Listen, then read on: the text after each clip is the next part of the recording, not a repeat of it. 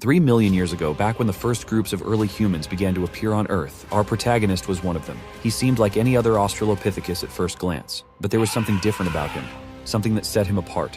Except having unusual obsession with hunting, MC thought he was just like everyone else, but soon he realized something was wrong about him. While others around him aged, weakened, and eventually died, he didn't. No matter what happened, he simply wouldn't die.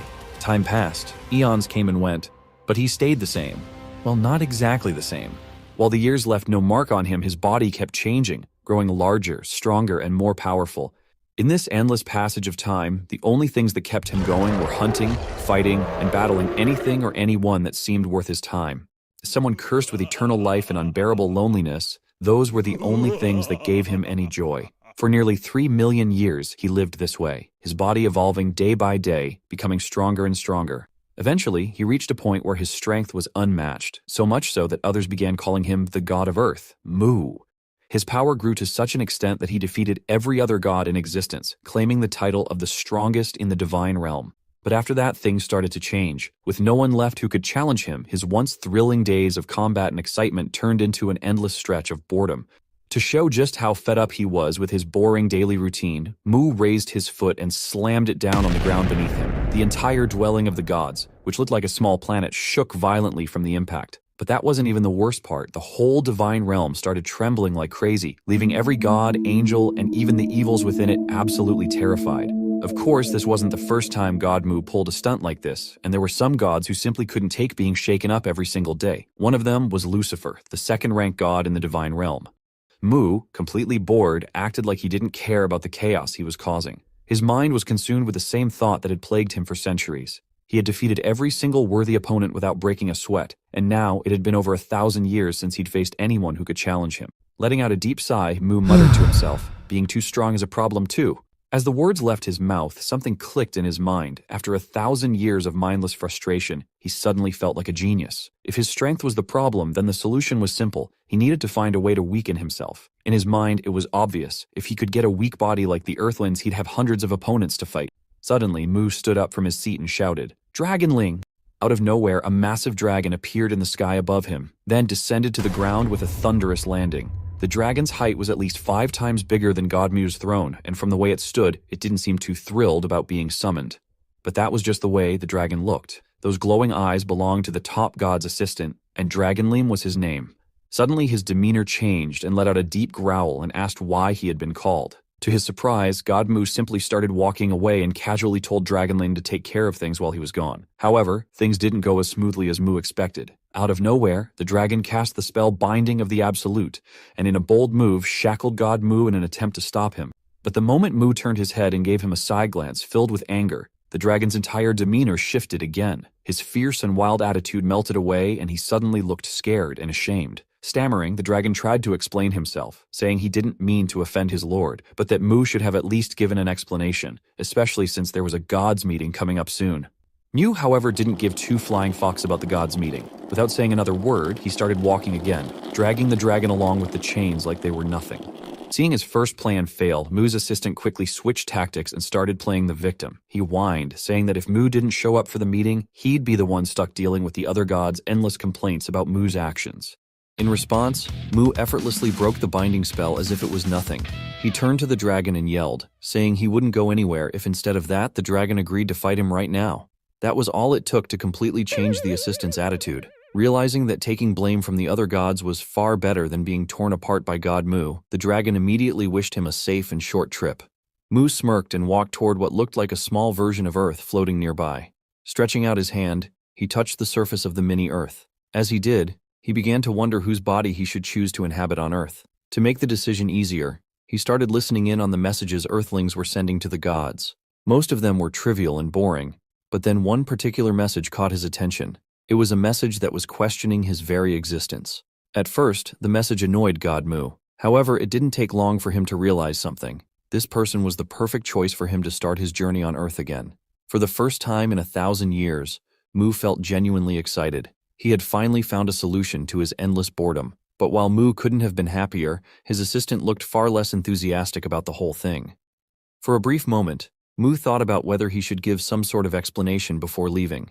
But, true to his Sigma personality, he decided against it. Much to the dragon's surprise, he simply said goodbye, entrusted the place to him, and told him to take care of anyone who might show up in his absence. The dragon felt a mix of worry and frustration when he realized what was happening. God Mu was only sending his soul to Earth while leaving his body behind. Concerned, the dragon tried to remind him of the risks. If something happens to Mu's body while he's gone, his separated soul would also die on Earth. But Mu had already made up his mind. The idea that no one in the divine realm would dare even think about harming him gave him complete confidence that his body would be perfectly safe while he was away. Despite the dragon's attempts to stop him, though only through words, Mu brushed off his assistant's concerns and did what he wanted, just like always. Without further explanation, the scene abruptly shifted. It wasn't Mu anymore, but someone entirely different. Someone who had just defeated the demon lord after a grueling battle. The feeling of victory was overwhelming, and the person couldn't have been happier. But it wasn't real life. It was just the final scene of a video game that a player had finished moments ago. That player was a 17-year-old loser named Lee Ho.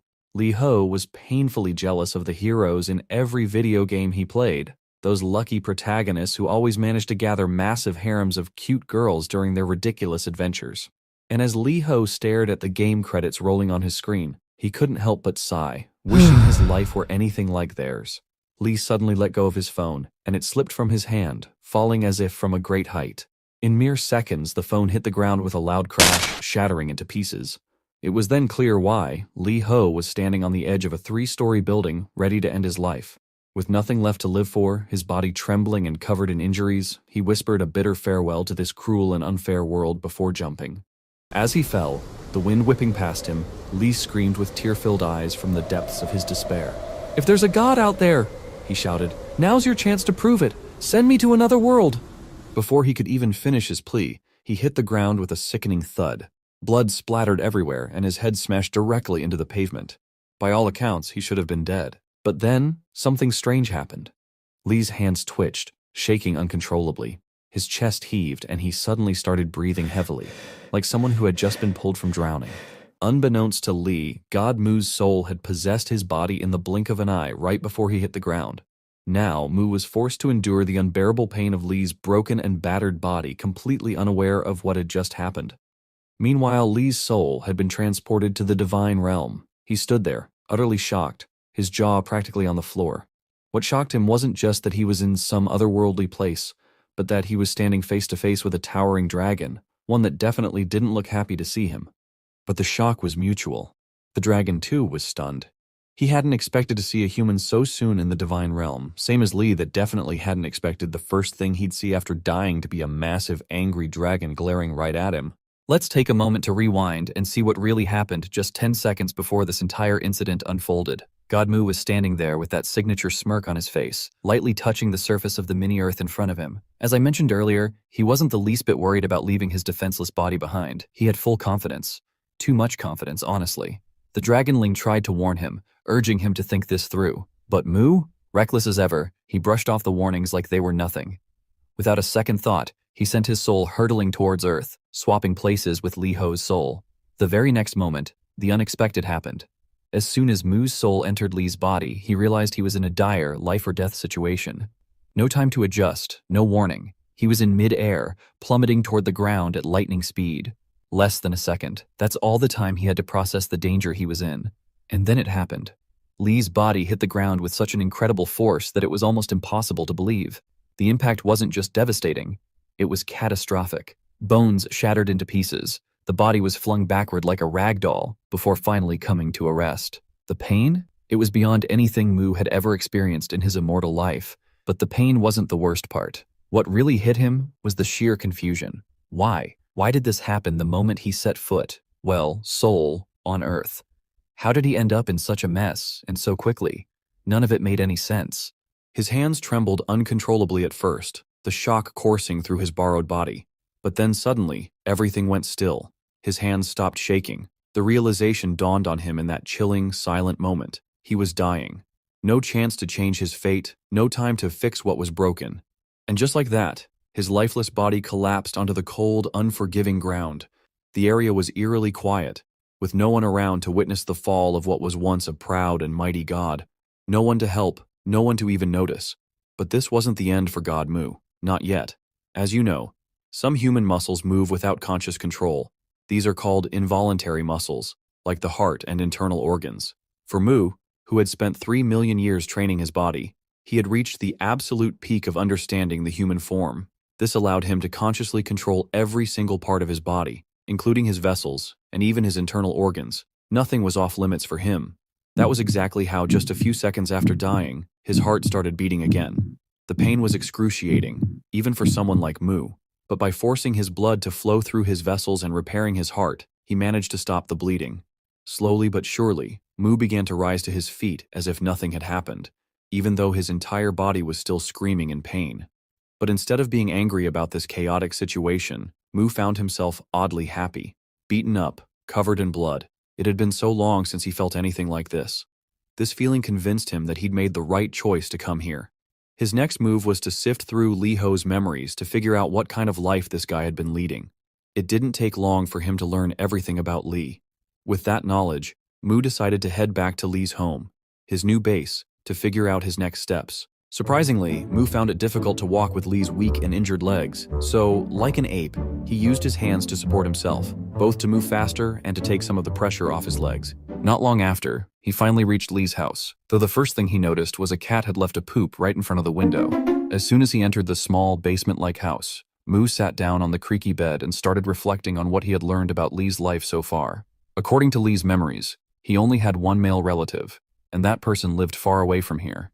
It didn't take long for Mu to realize that the guy he had chosen not only lived alone, but was also poor and utterly miserable. His only occupation seemed to be attending some place called school. What amused Mu the most, though, was the memory of someone at school who seemed to have made it their life's mission to bully Li. Not only did this person constantly pick fights with him, but they also went out of their way to make Li's life a living hell. This, to Mu, was exactly the kind of starting point he had hoped for. It was messy, chaotic, and full of potential for challenges. He couldn't be happier about it. Feeling a surge of excitement, Mu threw a random punch into the air to celebrate, but the moment he did, a sharp and unexpected pain shot through his right arm. It felt as if the muscles in his arm had torn apart. Something was definitely wrong. Mu figured the pain in his arm was probably because of how he had overused his hand muscles while awkwardly crawling back home. It became pretty obvious that this body hadn't seen much action. The first thing Mu noticed was that Li had almost never used his arm muscles for anything strenuous, so even the simplest effort left them sore. Still, instead of feeling frustrated or angry about being stuck in such a weak body, Mu smirked. In fact, he was genuinely happy to feel pain like this, after thousands of years of living without it. The next day, the police discovered the bloodstains and shattered glasses at the scene where Li Ho's body had crashed to the ground. They quickly roped off the area, forbidding anyone from entering as they launched their investigation.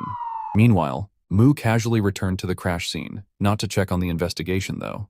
The real reason he was there was because that 3-story building near the scene was none other than Li's school, and Mu had decided to keep up with Li's daily routine. He strolled into the school, scanning the halls until he found Li's classroom. His excitement got the better of him as he slid the rail door open with way too much force. The door rebounded and slammed back into him, smacking him squarely and leaving Mu momentarily stunned. His triumphant moment was completely ruined. Muttering to himself, he slowly stepped into the classroom, drawing the attention of one of Li's classmates. The boy was immediately annoyed by the noise Li made as he entered the classroom. He shot him an irritated glare and called him "Idiot Li Ho," telling him to keep it down. Hearing this, Mu completely forgot about the pain in his face and began walking toward the boy. Mu stopped right in front of him, standing uncomfortably close, which left the boy momentarily shocked, but it wasn't Li's weak and frail appearance that surprised him. It was the unsettling, creepy smile on Mu's face. In that instant, Mu recognized this boy as the bully from Li's memories, the one who always made his life miserable. The bully, completely unaware that Li Ho was no longer the same person, scoffed and mocked him. "What's wrong with you, huh?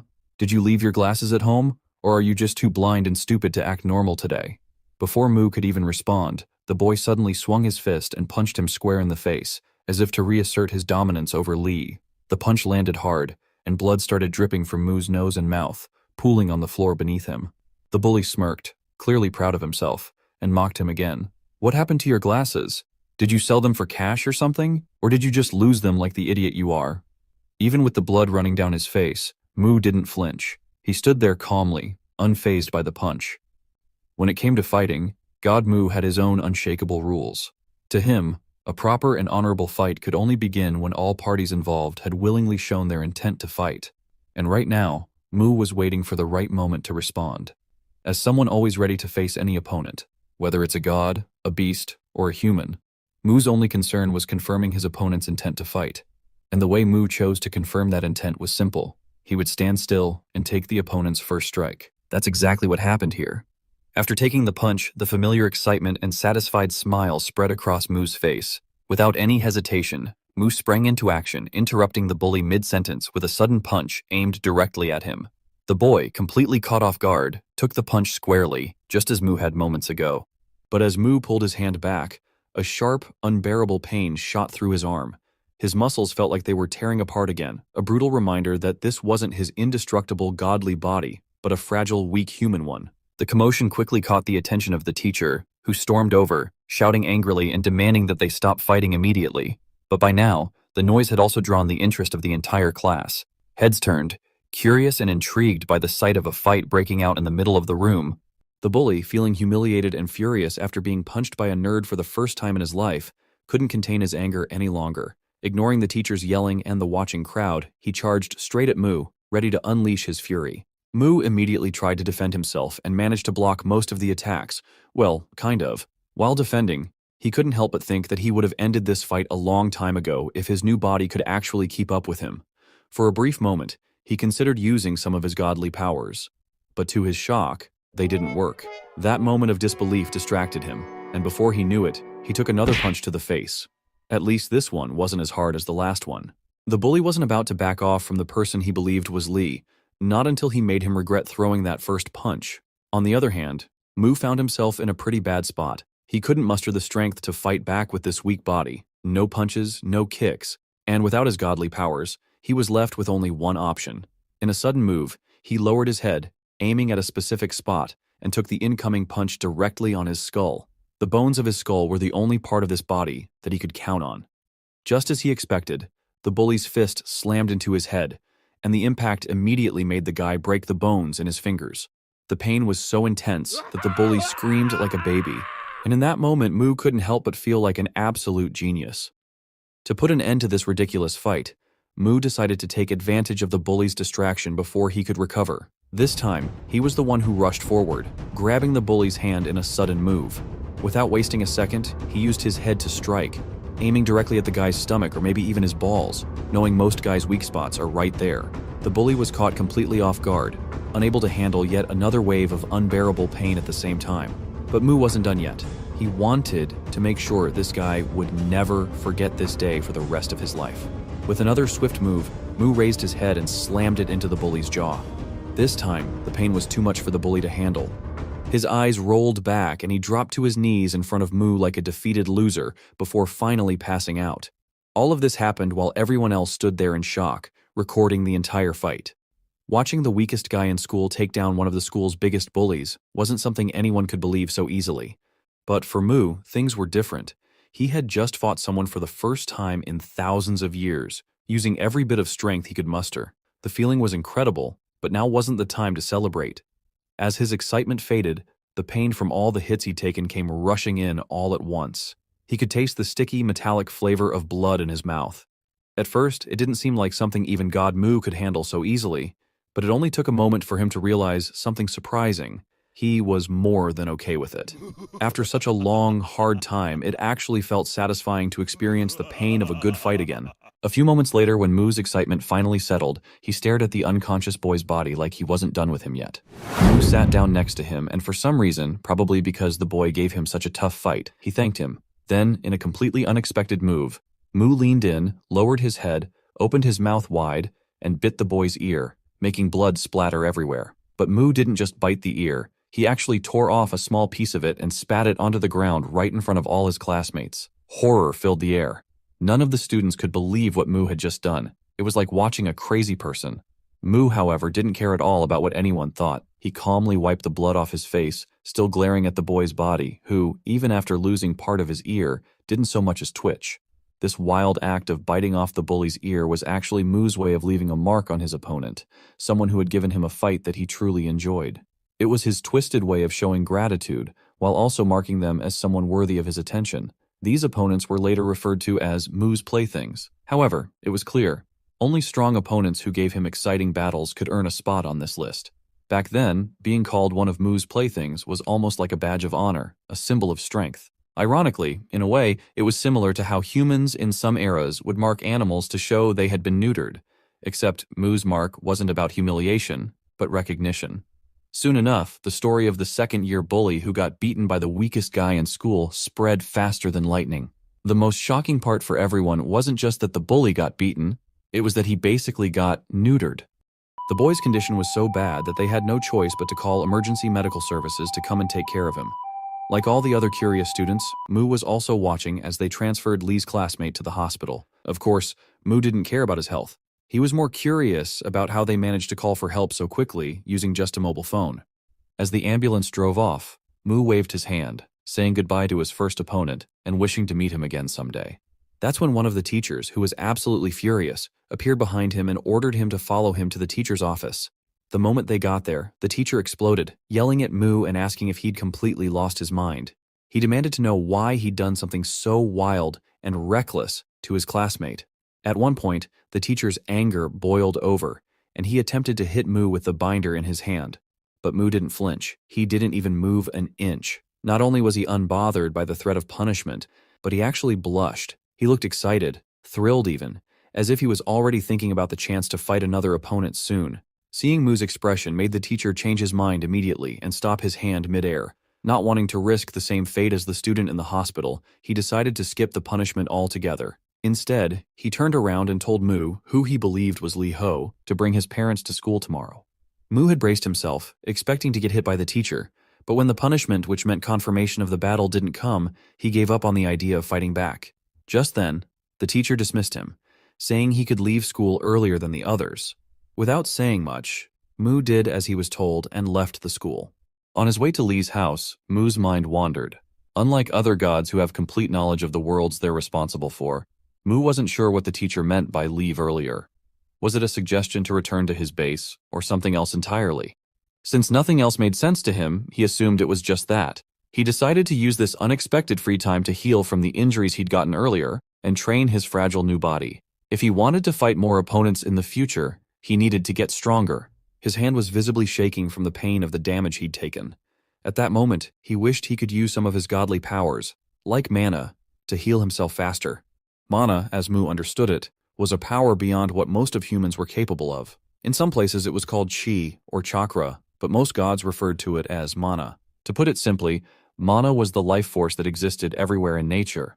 It gave humans extraordinary abilities, allowing them to become hunters in some worlds, wizards in others, or even powerful players in different realms. But here, in this world, Mu couldn't rely on it, no matter how much he wanted to. For now, he would just have to endure the pain and focus on adapting to his new life and body. He tried once again to channel his mana, but it vanished within seconds. This reminded Mu of the moment during his earlier battle, when he'd tried to use mana and failed there too. Frustrated, he finally realized he would need to focus solely on training his physical body and rely entirely on it from now on. Before long, Mu arrived at Lee's home and collapsed onto the bed. Knowing that his recovery would take a lot of time, and that there wasn't much he could do about it, he made the decision to return to the god's realm to check on what was happening there. In an instant, just like the day he first came to Earth, his soul shifted back to his original body. As soon as Mu regained consciousness, his eyes widened in shock. Right in front of him, Lee Ho was choking the dragonling, refusing to let the poor creature go. The weak boy, who had always been bullied on Earth, now turned to God Mu as soon as he noticed him. Letting go of the dragon, Lee approached Mu with a newfound confidence and demanded that Mu hand the dragon over to him. Lee didn't know who Mu really was. He had no idea he was talking to a god. All he knew was that he was only temporarily in this realm and would eventually leave again. Lee wanted to take control of the dragonling for himself, thinking he could use it to dominate in his new life. Mu, however, didn't like how Lee was acting, so arrogant and commanding. Without hesitation, Mu summoned a godly hand and tightly grabbed hold of Lee, making it clear that he couldn't just order around his lord like that. Lee was completely shocked. He didn't expect this to happen at all, but God Mu didn't care about his protests or complaints and started dragging him off to somewhere else without a second thought. Mu had decided to give the boy a second chance to live in another world, but the look on his face suggested he had something else on his mind. Minutes later, they arrived at the domain of Lucifer, the second-ranked god in the divine realm. Mu entered the scene confidently, his firm steps making it clear to anyone around that he was there. Of course, there wasn't anyone else around except Lucifer himself, who, unlike Mu, was diligently keeping a close eye on his planet, Elmur. Mu marched straight into Lucifer's castle without even bothering to ask for permission, walking in as casually as if Lucifer was just some ordinary guy. Naturally, Lucifer wasn't thrilled about Mu's rude behavior. Without even giving them a chance to explain why they were there, Lucifer immediately rejected whatever it was they wanted, not even bothering to hear them out. But Mu didn't care about Lucifer's opinion in the slightest. He flatly told him to open the gate because he was about to send the boy to the planet Elmur. As expected, Lucifer reminded him that Elmur wasn't Mu's planet, so he had no right to make such a decision. On the other hand, Mu wasn't having it. He leaned in and reminded Lucifer who the stronger god was in this scenario, making it clear that he could do whatever he wanted. To drive his point home, Mu added that if Lucifer doubted his strength, he was more than ready to prove it, anytime, anywhere. Poor Lucifer knew he was no match for Mu, so he couldn't help but tremble in frustration. Seeing Lucifer hesitate and waste time, Mu stepped forward, deciding to handle everything himself without waiting for Lucifer. As Mu approached and touched the surface of Elmur's planet, Lucifer, caught off guard, quickly reminded Mu that interfering with another god's domain was strictly forbidden among the gods. He warned Mu that if a god who isn't in charge of a domain touches it, an unbreakable barrier would activate and block all access. And just as Lucifer said, the barrier appeared. But to his complete disbelief, Mu effortlessly shattered it in seconds, something Lucifer never thought possible. Shocked, Lucifer stared at Mu, who calmly remarked that the rules of the universe could be changed easily if someone truly wanted to change them. Then, Mu opened his godly hand and released Li Ho, urging him to step forward and leap into the hole he had created on Elmur's planet.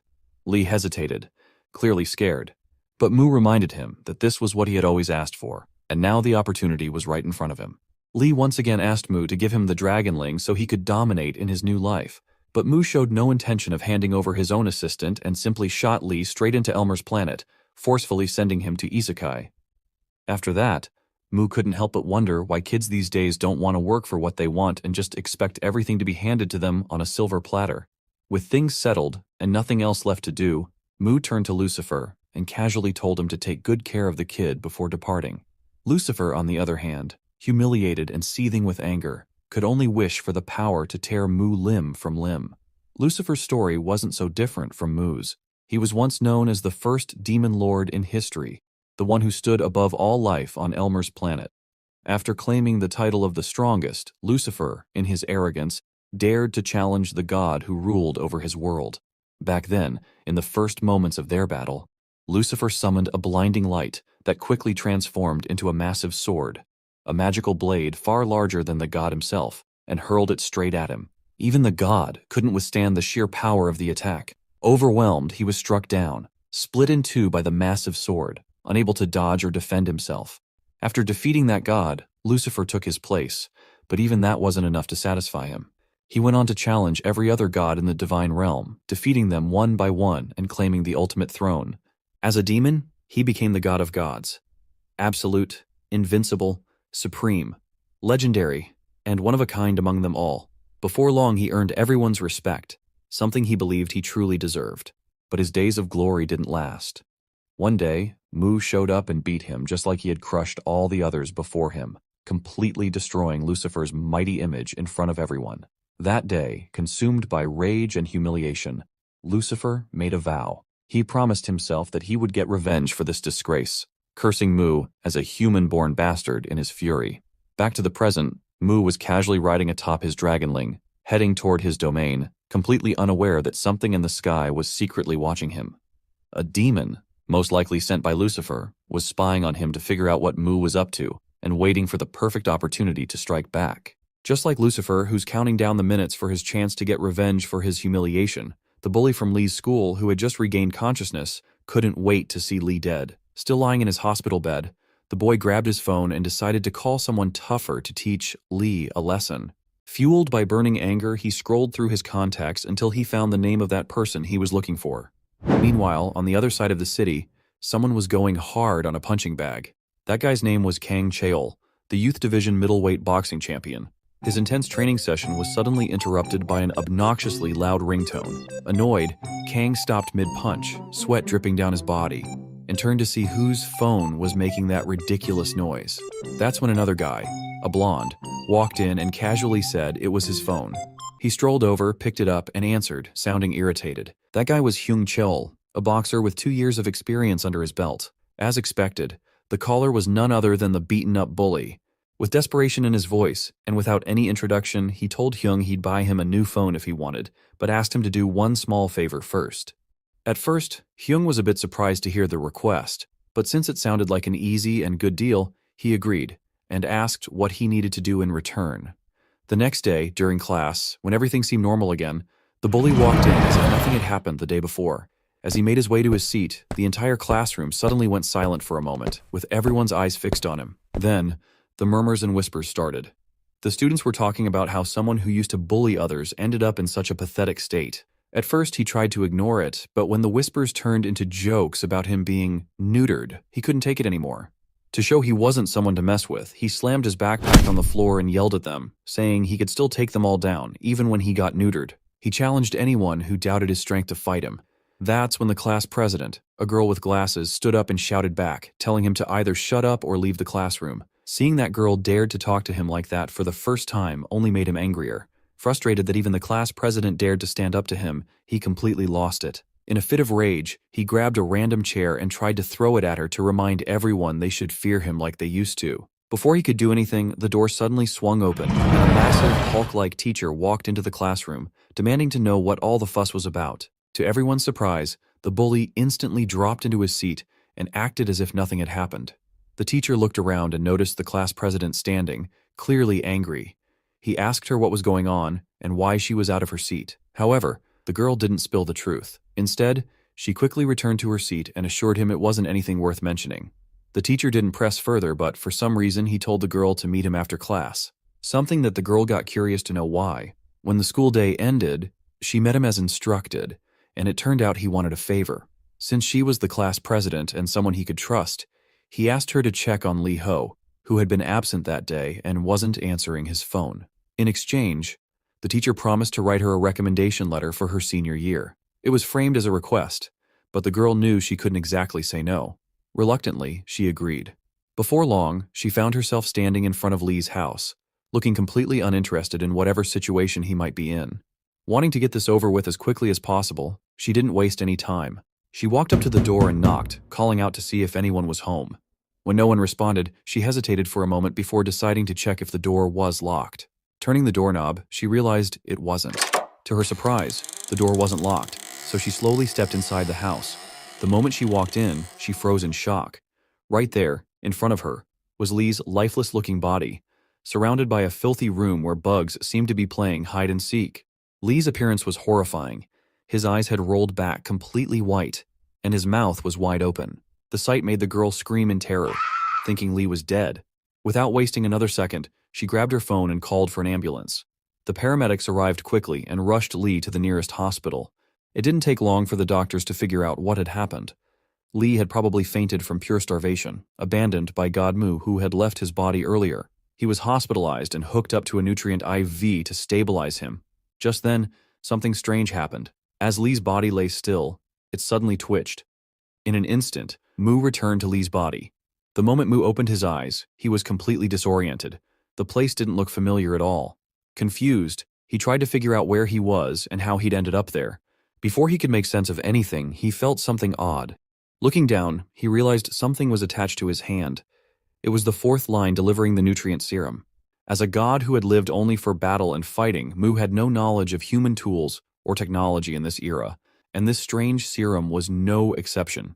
He stared at it with a mix of curiosity and unease, trying to process what was happening. Even though he didn't understand what the serum was, God Mu immediately figured out that it was sending something into his body, and only through his vessels. With his godly knowledge of what was happening inside him, it didn't take long for him to realize it was nutrients. He could sense his body absorbing them rapidly, speeding up his recovery. To Mu, it felt like some kind of healing magic, though he knew very well it wasn't magic. As Lee started moving his head around, regaining consciousness, the girl sitting nearby finally noticed he was awake. However, the creepy smile on his face made her think he was a little crazy. Still, she asked if Lee knew what had happened to him that caused him to faint. Not waiting for an answer, she grabbed her bag, stood up, and announced she was heading back to school to report everything to the teacher, as he had asked her to. Mu quickly sat up and tried to stop her. He didn't know who this girl was exactly, but he assumed she was the one who had helped him recover so quickly. However, even after realizing that, he didn't thank her. Instead, in typical Mu fashion, he asked for something else entirely. The girl was in a hurry to leave, but Mu was eager to gather more information about Earth and how people lived here. Pulling the serum out of his hand, he gave his usual creepy smile and asked if she knew a place where he could train to get stronger. The girl turned her head slightly and gave him a side glance. Honestly, in her eyes, this boy looked like anything but an athlete. Add to that the poor, dirty condition of his house. It didn't exactly show if he really cares about sports. Still, after a moment of thought, she suggested a specific place for him. It wasn't anything fancy, just an outdoor gym at a nearby park with some simple workout equipment. Not wasting any time, Mu made his way to the park and began his training. He quickly started doing pull-ups on the bars, pushing his body as hard as he could. When he finally grew tired, he dropped to the ground to take a break, sweat dripping off his body. As he looked around, Mu couldn't help but feel impressed. To him, these simple pieces of exercise equipment looked like professional training tools. It had been almost 4,000 years since he'd last set foot on Earth, and after that, he hadn't bothered to check on human progress as the Earth God. Seeing even these basic workout machines left him in awe. Back in his time, humans trained with something entirely different, primitive methods that were far harder and less efficient. This modern equipment, though simple by human standards, was revolutionary in Mu's eyes. Mu started randomly testing each piece of equipment, even though he had no idea how any of them actually worked. Suddenly, in the middle of his training, something small, like a pebble, hit him on the back and fell to the ground. To his surprise, it was the beaten-up bully from earlier, and this time he had brought someone along, a boxer named Hyung, to fight him. Even with the boxer beside him, the bully acted like a barking dog, yelling insults at Lee from a safe distance but not daring to step closer. Mu couldn't care less about his barking. Calmly, he sat down, picked up the rock, and asked who had thrown it. The beaten-up guy, feeling a little braver now that Hyung was there to back him up, shouted that he was the one who did it. He started ranting about how Lee would pay for hurting him, bragging about how Hyung, his cousin and a professional boxer, was going to beat him to death. But before he could finish explaining, Mu saw an opening and caught him off guard with a sudden punch. The guy hit the ground, screaming in pain as his already broken nose got smashed again. This was the result of starting a fight with God Mu by throwing a stone, and of course, Mu couldn't have been happier about it. That was on Earth, but in the realm of the gods, things were a bit more complicated. The time for the usual meeting of the gods had arrived, but Mu was nowhere to be seen. As his only assistant, the dragonling had to attend the meeting in his place. With his lord absent, the nervous little dragon stuttered as he awkwardly began to deliver Mu's message. Before the dragonling could even get through the first few words of the letter, Lucifer suddenly interrupted. Glaring at the dragon, he demanded to know why a mere assistant dared to step into a meeting meant for gods, let alone speak first, as if he were someone important. Lucifer's intimidating demeanor scared the poor dragonling out of his wits. Panicked, the dragon quickly clarified that he was only there to deliver a message from God Mu and had no intention of disrespecting or offending anyone with his presence. Determined to fulfill his duty and get out of there before things escalated, the dragonling began to read the letter with a trembling voice. But the message turned out to be nothing out of the ordinary. As usual, Mu was simply asking the gods to let him know if they came across any worthy opponents for him to fight. That was it. Lucifer couldn't hold back his anger after hearing that, and slammed the table with a resounding bang. As the second most powerful god in the divine realm, he couldn't stand how Mu not only did whatever he pleased, but now even ignored the meeting and the gods entirely. Lucifer wasn't wrong, and most of the gods silently agreed with him. However, even in Mu's absence, none of them dared to openly criticize him. Lucifer pressed on, declaring that the gods' meeting was meant to ensure the stability and safety of their worlds. As the third strongest god, and of course as someone already in Mu's playthings list, the archer god finally spoke up. He argued that if same as always, any abnormalities occurred, even on Earth, they were the ones who always should take care of them instead of Mu, and that was most unacceptable thing for strongest god among them. Seizing the moment, Lucifer slammed the table again, his voice booming with frustration. He shouted that Mu's habit of treating everything like a game was pushing all the worlds to the brink of collapse. In his opinion, the few times Mu actually decided to solve something usually ended up making things worse. To make his argument more convincing, Lucifer turned to the god of Cyclops, the ninth-ranked deity in the divine realm, and asked if he remembered what Mu had done 1,000 years ago when the Cyclops planet was on the brink of destruction. Back then, a massive ugly creature, as large as the Cyclops planet itself, attacked, a rare being known as a void creature, capable of devouring an entire planet in seconds. Just as the void creature began tearing the Cyclops planet apart, something suddenly shot straight through the middle of it, splitting it into two unequal pieces. That something, of course, was God Mu. With his usual cheerful and flushed face, delighted at the chance for a fight, Mu had effortlessly killed the enormous creature in an instant. Lucifer used this event to drive his point home, trying to make everyone, especially the Cyclops god, see that Mu was to blame for the aftermath of the destruction. He explained that if Mu had cooperated with the other gods instead of acting alone, there wouldn't have been any casualties. Having made his case, and likely swaying the other gods to his side, Lucifer declared that they could no longer stand by and let someone unfit to be a god continue risking the safety of their worlds. On the other side, the dragonling was left speechless. He couldn't do or say anything to defend his lord. The only thing he could do was silently pray, begging his lord to return before things spiraled even further out of control. The scene shifts back to Earth, where the beaten guy started making noise again. He barked at Mu, warning him once more that his boxer cousin is going to make him pay for what he did to him. Hyung, the so-called boxer cousin, was intrigued. He couldn't help but be a little impressed by how fast Mu had moved and punched earlier. Curious, he asked if Mu practiced any sports, like martial arts, but Mu casually replied that he didn't play any sports, because all he wanted was to fight, not play. Mu's response, however, made Hyung think of him as nothing more than an overconfident, dumb middle schooler. Spitting out his chewing gum with a smirk, Hyung took a fighting stance and said he was ready to fight, just as Mu had apparently wanted. Hyung decided to start first, moving quickly to test this guy and see if he was all talk or actually had some skill. His opening strike was fast and sharp, landing hard on Mu's face before Mu could dodge or block. But despite the satisfaction of landing the first blow, something about Mu stunned Hyung. There was something strange, something downright unusual about this opponent, and it sent a chill running up his spine. As an experienced boxer who carefully observes his opponent's movements, Hyung found it strange that Mu didn't move an inch, even when he had clearly been watching the punch coming from the start. Just like the beaten guy who had hired him, Hyung had no idea that his opponent wasn't human, but a god. And not just any god, a god who was absolutely obsessed with fighting. What Hyung also didn't know was that Mu never dodged a preemptive strike. For him, taking the first hit was like a signal, confirming that the battle had officially begun. With his usual unsettling, overly excited grin, Mu suddenly shouted, "Is hand-to-hand combat your favorite thing?" His creepy smile and strange behavior made Hyung wonder if this guy was just some crazy teenager. Then, out of nowhere, Mu mimicked Hyung's fighting stance and launched himself forward. Hyung didn't take it seriously at all, thinking it was just a dumb copycat move. When Mu threw a punch, Hyung blocked it with his hand effortlessly, or so he thought. The force behind Mu's punch sent Hyung sliding backward, surprising him completely. His hand throbbed in pain from underestimating his opponent's strength. He couldn't believe how much power this seemingly weak and scrawny guy had. Meanwhile, Mu looked even more thrilled. His face lit up with excitement as he realized his attack had worked perfectly, just by copying what Hyung had done earlier. There was one thing Mu had to take into account. His current body wasn't something he could rely on just yet. When he tensed his muscles as hard as he could at the moment of impact, the strain left his arm muscles screaming in pain, like they wanted to quit and take a break. Of course, Mu didn't care about the state of his muscles or how much they were suffering. In fact, the more pain he endured, the more he enjoyed the fight. For him, it only made the battle even more satisfying. The thrill of this fight couldn't even compare to the feeling of battling creatures in his godly form.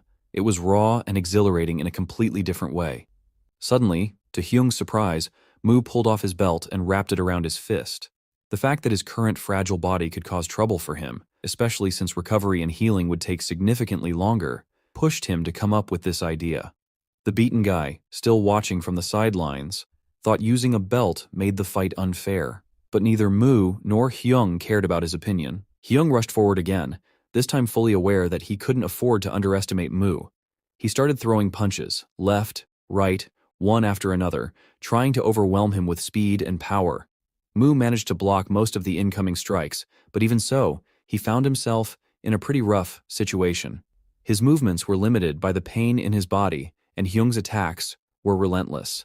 In the middle of defending himself, Mu started analyzing his opponent's movements, only to realize they were fast and precise, but way too predictable. Just by observing Hyung's fighting style, Mu quickly began to anticipate his every move. At first, it was hard to figure out, but less than a minute into the fight, Mu was already dodging Hyung's attacks with ease. And if that wasn't enough, when Hyung tried to catch him off guard with a different move, Mu not only blocked the attack but also turned the tables by punching his arm mid-swing. It only took seconds for Hyung to process what had just happened and how his arm ended up broken. He began screaming as the shock wore off and the pain set in. Mu watched him silently, almost amused by the way Hyung reacted. The screaming made Mu wonder if Hyung and that guy from Lee's class were really cousins or something, as they seemed to share the same overly dramatic tendencies. Mu didn't waste much time though. He sealed his victory with another sudden punch to the distracted Hyung, knocking him out cold for a little while. The sight left his friend, or cousin, or whoever he was, completely stunned. Things went from bad to worse for him as Mu's face shifted into a scary, excited expression, practically radiating his eagerness to fight. He declared it was time to pay for all the trouble caused, especially since this wasn't the first time they'd messed with him.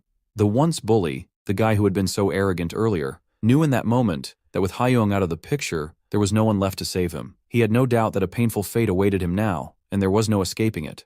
Mu slowly walked toward Lee's classmate to settle things for the day.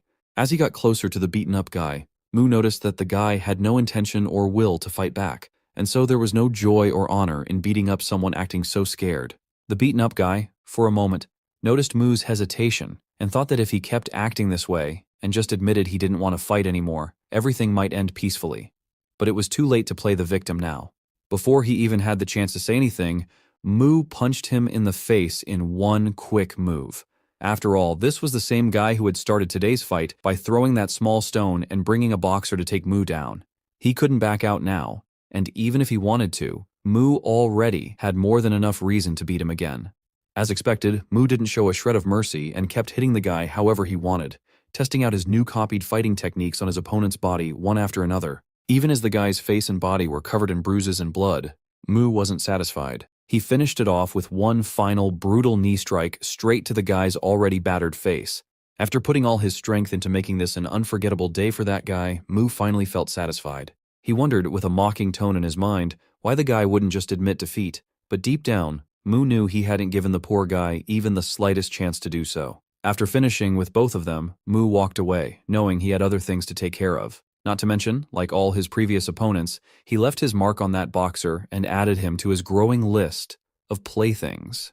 The beaten-up bully, on the other hand, after learning his painful lesson, was muttering Lee's name under his breath, calling him a crazy bastard. It wasn't long before Mu returned to Lee's house. Sitting on his bed, he felt great knowing everything was going exactly as he wanted, and he could enjoy fighting almost every day. However, just like before, his weak muscles and fragile bones that often gave him trouble, even breaking easily while defending himself, were annoying and a bit concerning. Still, in order to hold on to this feeling, a mix of fighting opponents stronger than him and experiencing the pain and recovery throughout his body, Mu decided he would do whatever it took. He decided to return to the God Realm first to see what was going on there and to get what he had asked the Dragonling to prepare for him.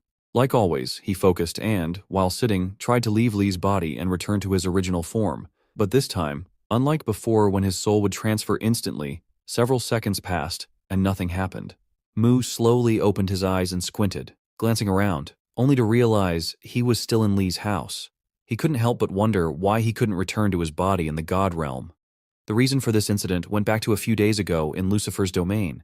That was when Mu had forcefully thrown Lee onto Elmer's planet without Lucifer's permission. As we already know, in that day, Mu had completely ignored Lucifer and, without caring about his opinion, came and went as he pleased, unaware that his actions were pushing Lucifer to his limits. On his way back to his domain that day, the Dragonling had asked Mu about his journey to Earth. Mu explained how much he enjoyed it, but also mentioned the weakness of his new body. During that conversation, Mu had ordered his assistant to find a recovery magic orb for him while he was gone, hoping it would help his weak body on Earth recover faster. There was just one small problem. Magical items were common on Elmer and a few other planets under Lucifer's control. They were abundant in those worlds because of the plentiful mana there. Unlike Earth, where magical items and objects can only be obtained through divine blessings or whims, they are incredibly rare. Because of that, only a handful of people throughout human history have been able to use them. Naturally, those who could were often regarded as godlike beings by humans. Not long after, Mu arrived at his domain, where the Dragonling had promised to find a recovery magic orb for him the next time he returned to the God Realm. When Mu got off the dragon, his assistant reminded him once again about the upcoming Gods meeting. That's when Mu casually searched in his pants, saying he had prepared something for him because of all the complaining. To the assistant's disbelief, it wasn't anything grand, just a small letter, and of course we already know what's written inside it. After delivering his message and doing what he considered his responsibility, Mu approached the miniature Earth model and placed his hand on its surface again to return to Li's body. The Dragonling, clearly annoyed, angrily tried to convince him to at least wait and attend the meeting before leaving. But all the complaints fell on deaf ears as Mu completely ignored him, just like before, and transferred his soul back to Earth. Unbeknownst to both of them, a small demon hovered in the sky, silently observing and reporting every move to Mu's greatest enemy. The scene shifted back to the present, where Lucifer was analyzing the situation. He had no idea what Mu was up to, but he was certain his body was now empty of a soul. The fact that Mu hadn't shown up for the meeting made Lucifer realize he wouldn't be in the God's realm for a while. That's when it hit Lucifer, realizing the time has come to act. This was his chance, a once-in-a-thousand-years opportunity to finally get his revenge. There was no way he was going to miss it. Without any warning and determined to get rid of the one obstacle standing between him and Mu, Lucifer suddenly used his life taxidermy spell. As the spell activated, sharp purple lightning bolts, shaped like spears, appeared above the Dragonling. But the Dragonling's sharp senses didn't fail him. Not one to be caught off guard, he leaped back just in time, dodging every single spear-like attack in less than the blink of an eye. His previously awkward and ashamed expression quickly shifted to one of seriousness and readiness for battle. With a firm voice, he demanded an explanation. What's the meaning of this? He asked sharply. His eyes glowed with intensity as he pressed further, seeking confirmation. Lucifer, are you seriously declaring war against Mu, the god of Earth? Are you serious? Lucifer, now filled with confidence, knowing Mu wasn't around to interfere, floated slowly in midair. Then, with a booming voice, he declared that he would personally expel Mu from the seat of divinity. He knew exactly what those words meant, and he didn't hesitate to confirm it. It was an official declaration of war. The Dragonling didn't waste any time. Without hesitation, he compressed his fiery breath and unleashed a deadly blast of flames that looked more like a laser, shooting straight toward Lucifer. At first, it seemed like Lucifer was caught off guard by the sudden attack, but even without expecting it, he effortlessly dodged it with ease. Strangely, instead of dissipating, the dragon's attack spun around the god's planet-like realm and exploded violently on the far side of it.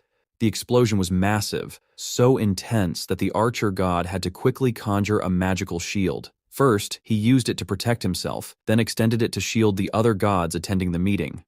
Unlike the others, Lucifer didn't flinch. He didn't move a muscle, not to run, not to shield himself, nothing. The waves and flames from the explosion, like the aftermath of a nuclear blast, soon reached the meeting, roaring toward them with unstoppable force. As expected from the gods, neither Lucifer or the Dragonling, nor anyone else took any damage. Realizing his first deadly attack had been completely useless against Lucifer, the Dragonling decided to use his ultimate move, Polymorph Release.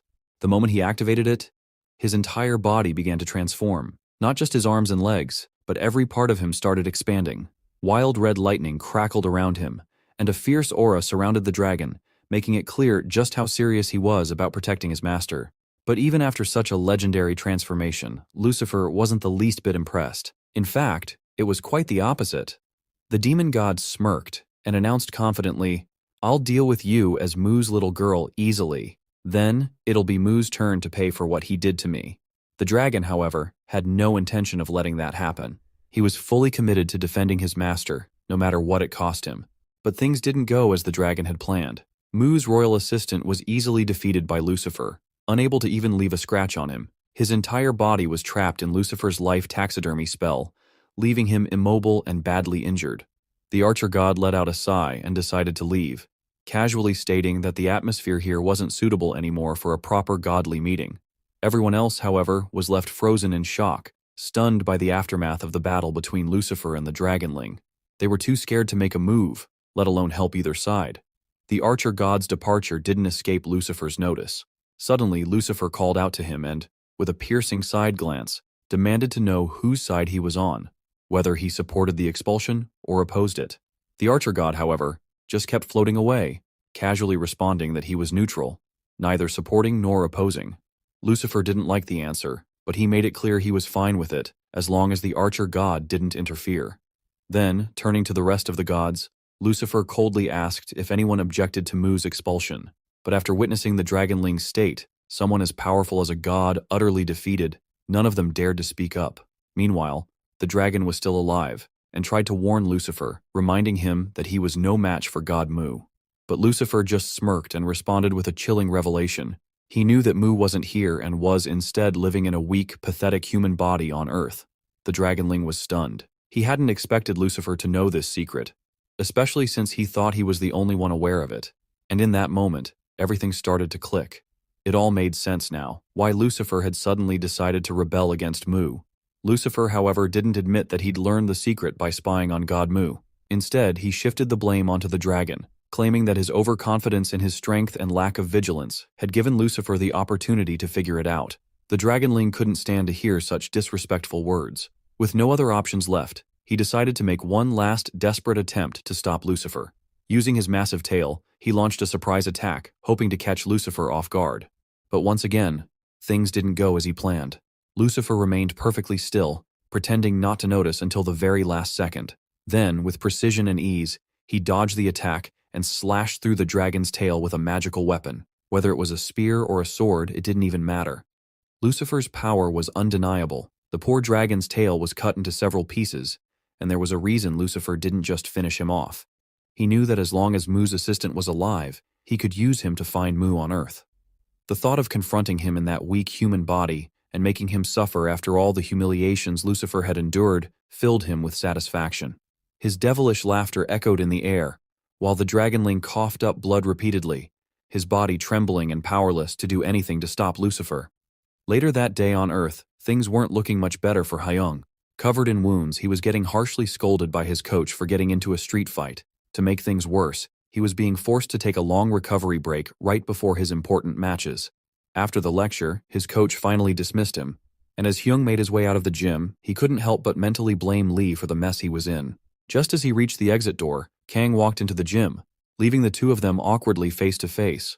Kang immediately noticed Hyung's beaten-up appearance and sour mood. Without hesitation, he asked what had happened to him and his hand. Hyung, feeling embarrassed, couldn't bring himself to admit that he'd been beaten by some random, weak-looking guy. Knowing that Kang was one of the best boxers in the country, a sneaky idea popped into Hyung's head. He lowered his bruised face, putting on a shameful and sad expression, and started lying about what had happened. To make it more convincing, he even forced himself to cry, letting tears fall onto the floor as he explained how he had stepped in to help his brother who was being bullied, only to have the bullies gang up on him and beat him mercilessly. He really went all out, crying like a little kid and covering his face, trying to look like an innocent victim who was just trying to do the right thing. To Hyung's surprise, Kang didn't seem moved at all. He simply ignored the tears and walked past him, casually reminding Hyung that he had no one to blame but himself. Kang told him he needed to be more careful, especially before his competitions, and walked away without another word. Seeing his plan fail, and with Kang now out of sight, Hyung immediately stopped crying, his face shifting to one of disappointment. But just as he turned to leave, he froze when Kang suddenly called out, "By the way!" For a moment, Hyung panicked, thinking Kang had seen right through him and realized the whole thing was a fake act. But to his surprise, it was the complete opposite. Kang actually believed him, and was now asking for the name of the person who had done this to him. Meanwhile, on the other side of the city, Mu was still sitting on Lee's dirty bed. He couldn't stop thinking about why he couldn't return to his original body, his frustration and confusion growing by the second. Based on his divine knowledge and of course his experience, there could only be one reason why he wasn't able to return. It had to be that his body was seriously damaged. Even this reason didn't sit right with Mu. He was convinced that not only was a dragonling, someone as strong as a god, protecting him, but his godly body wasn't something that could be easily harmed. His eyes widened in shock as the realization hit him. He pieced the whole incident together and thought, what if all the gods joined forces to attack me? That seemed to make the most sense. He suddenly jumped out of the bed, panicked. If his theory was right, he didn't have time to waste. He needed to act fast. But try as he might, he couldn't think of anything to do, and that only made him angrier. Frustrated, he punched Lee's pillow to release his anger. The thought that things could spiral out of control if he didn't return to his body made him feel even worse. The idea that those gods, who wouldn't dare face him one-on-one, were now cowardly taking advantage of his situation was unbearable. Unable to hold back his fury, Mu started punching the bed and the pillow repeatedly. In his mind, he wished for just one chance to turn the tables and teach all those cowardly gods a lesson. If he got that chance, he vowed to make stew out of the lot of them. Finally, after a few minutes of messing around, he got tired and stopped punching. He realized it was better to calm down and think things through. He reminded himself that the dragonling, his protector, wasn't someone who'd go down easily, even if all the gods teamed up against him. That thought helped God Mu calm down a little. He started to think, if I can't do anything about my original body right now, I might as well focus on this one. At least it'll give me a better chance of staying alive. With that in mind, he headed back to the training area. This time he was putting his full effort into strengthening the rest of his body, ignoring his arm muscles for the moment. Training his abdominal muscles for the first time made Mu feel like they were screaming in pain. But oddly enough, that pain made the training more enjoyable for him. While he was hanging and pulling himself up, the more pain he felt, the louder he laughed. He laughed so hard it echoed around the place. Of course, his obnoxious laughter made everyone around him think he was some crazy, creepy kid. Just hearing and seeing him annoyed them to no end. In the middle of his intense training, someone suddenly called his name. The unexpected voice startled Mu, causing him to lose focus and fall straight to the ground with a loud thud. The person who called him was none other than the girl from before, Lee's class president. She was clearly annoyed, but not because of Mu's loud noises. No, she was upset because Lee hadn't shown up to school for several days. To avoid making a scene, they decided to have their conversation somewhere calmer. They found a bench in a quiet corner and sat down. Mu started the conversation, casually saying, "Why would I need to go to school? It's not exactly a place where I can train my body."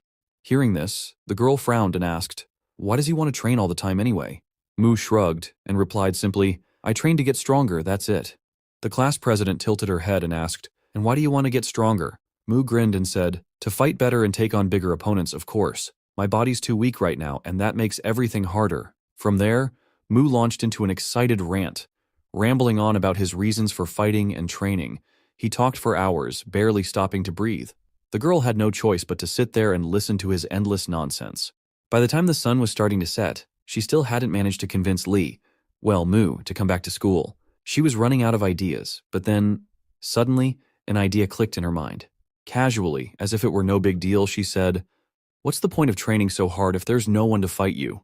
Her words hung in the air, catching Mu completely off guard. To make his point clear, he asked Lee to take a look around, pointing out that there's no one here who could challenge him, no matter how strong he gets.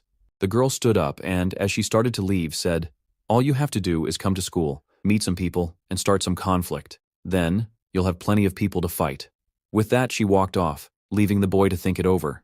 As she left, Mu couldn't help but feel a little impressed by her reasoning. She had a point. After what he did to those poor bullies, they wouldn't dare come near him again.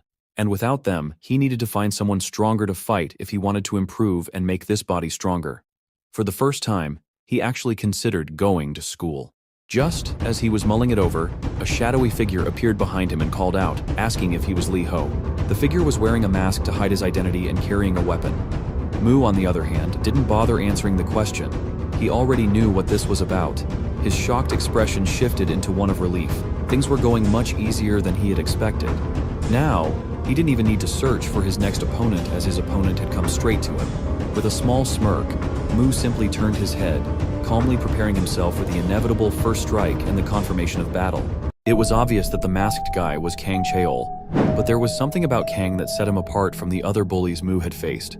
Years ago, when he was just 15 and starting to excel in boxing, his sister had become a promising rookie ballerina. As her only family, Kang supported her in every way he could, mentally, emotionally, and however else he was able to help. Everything was going well until she caught the attention of a creepy stalker.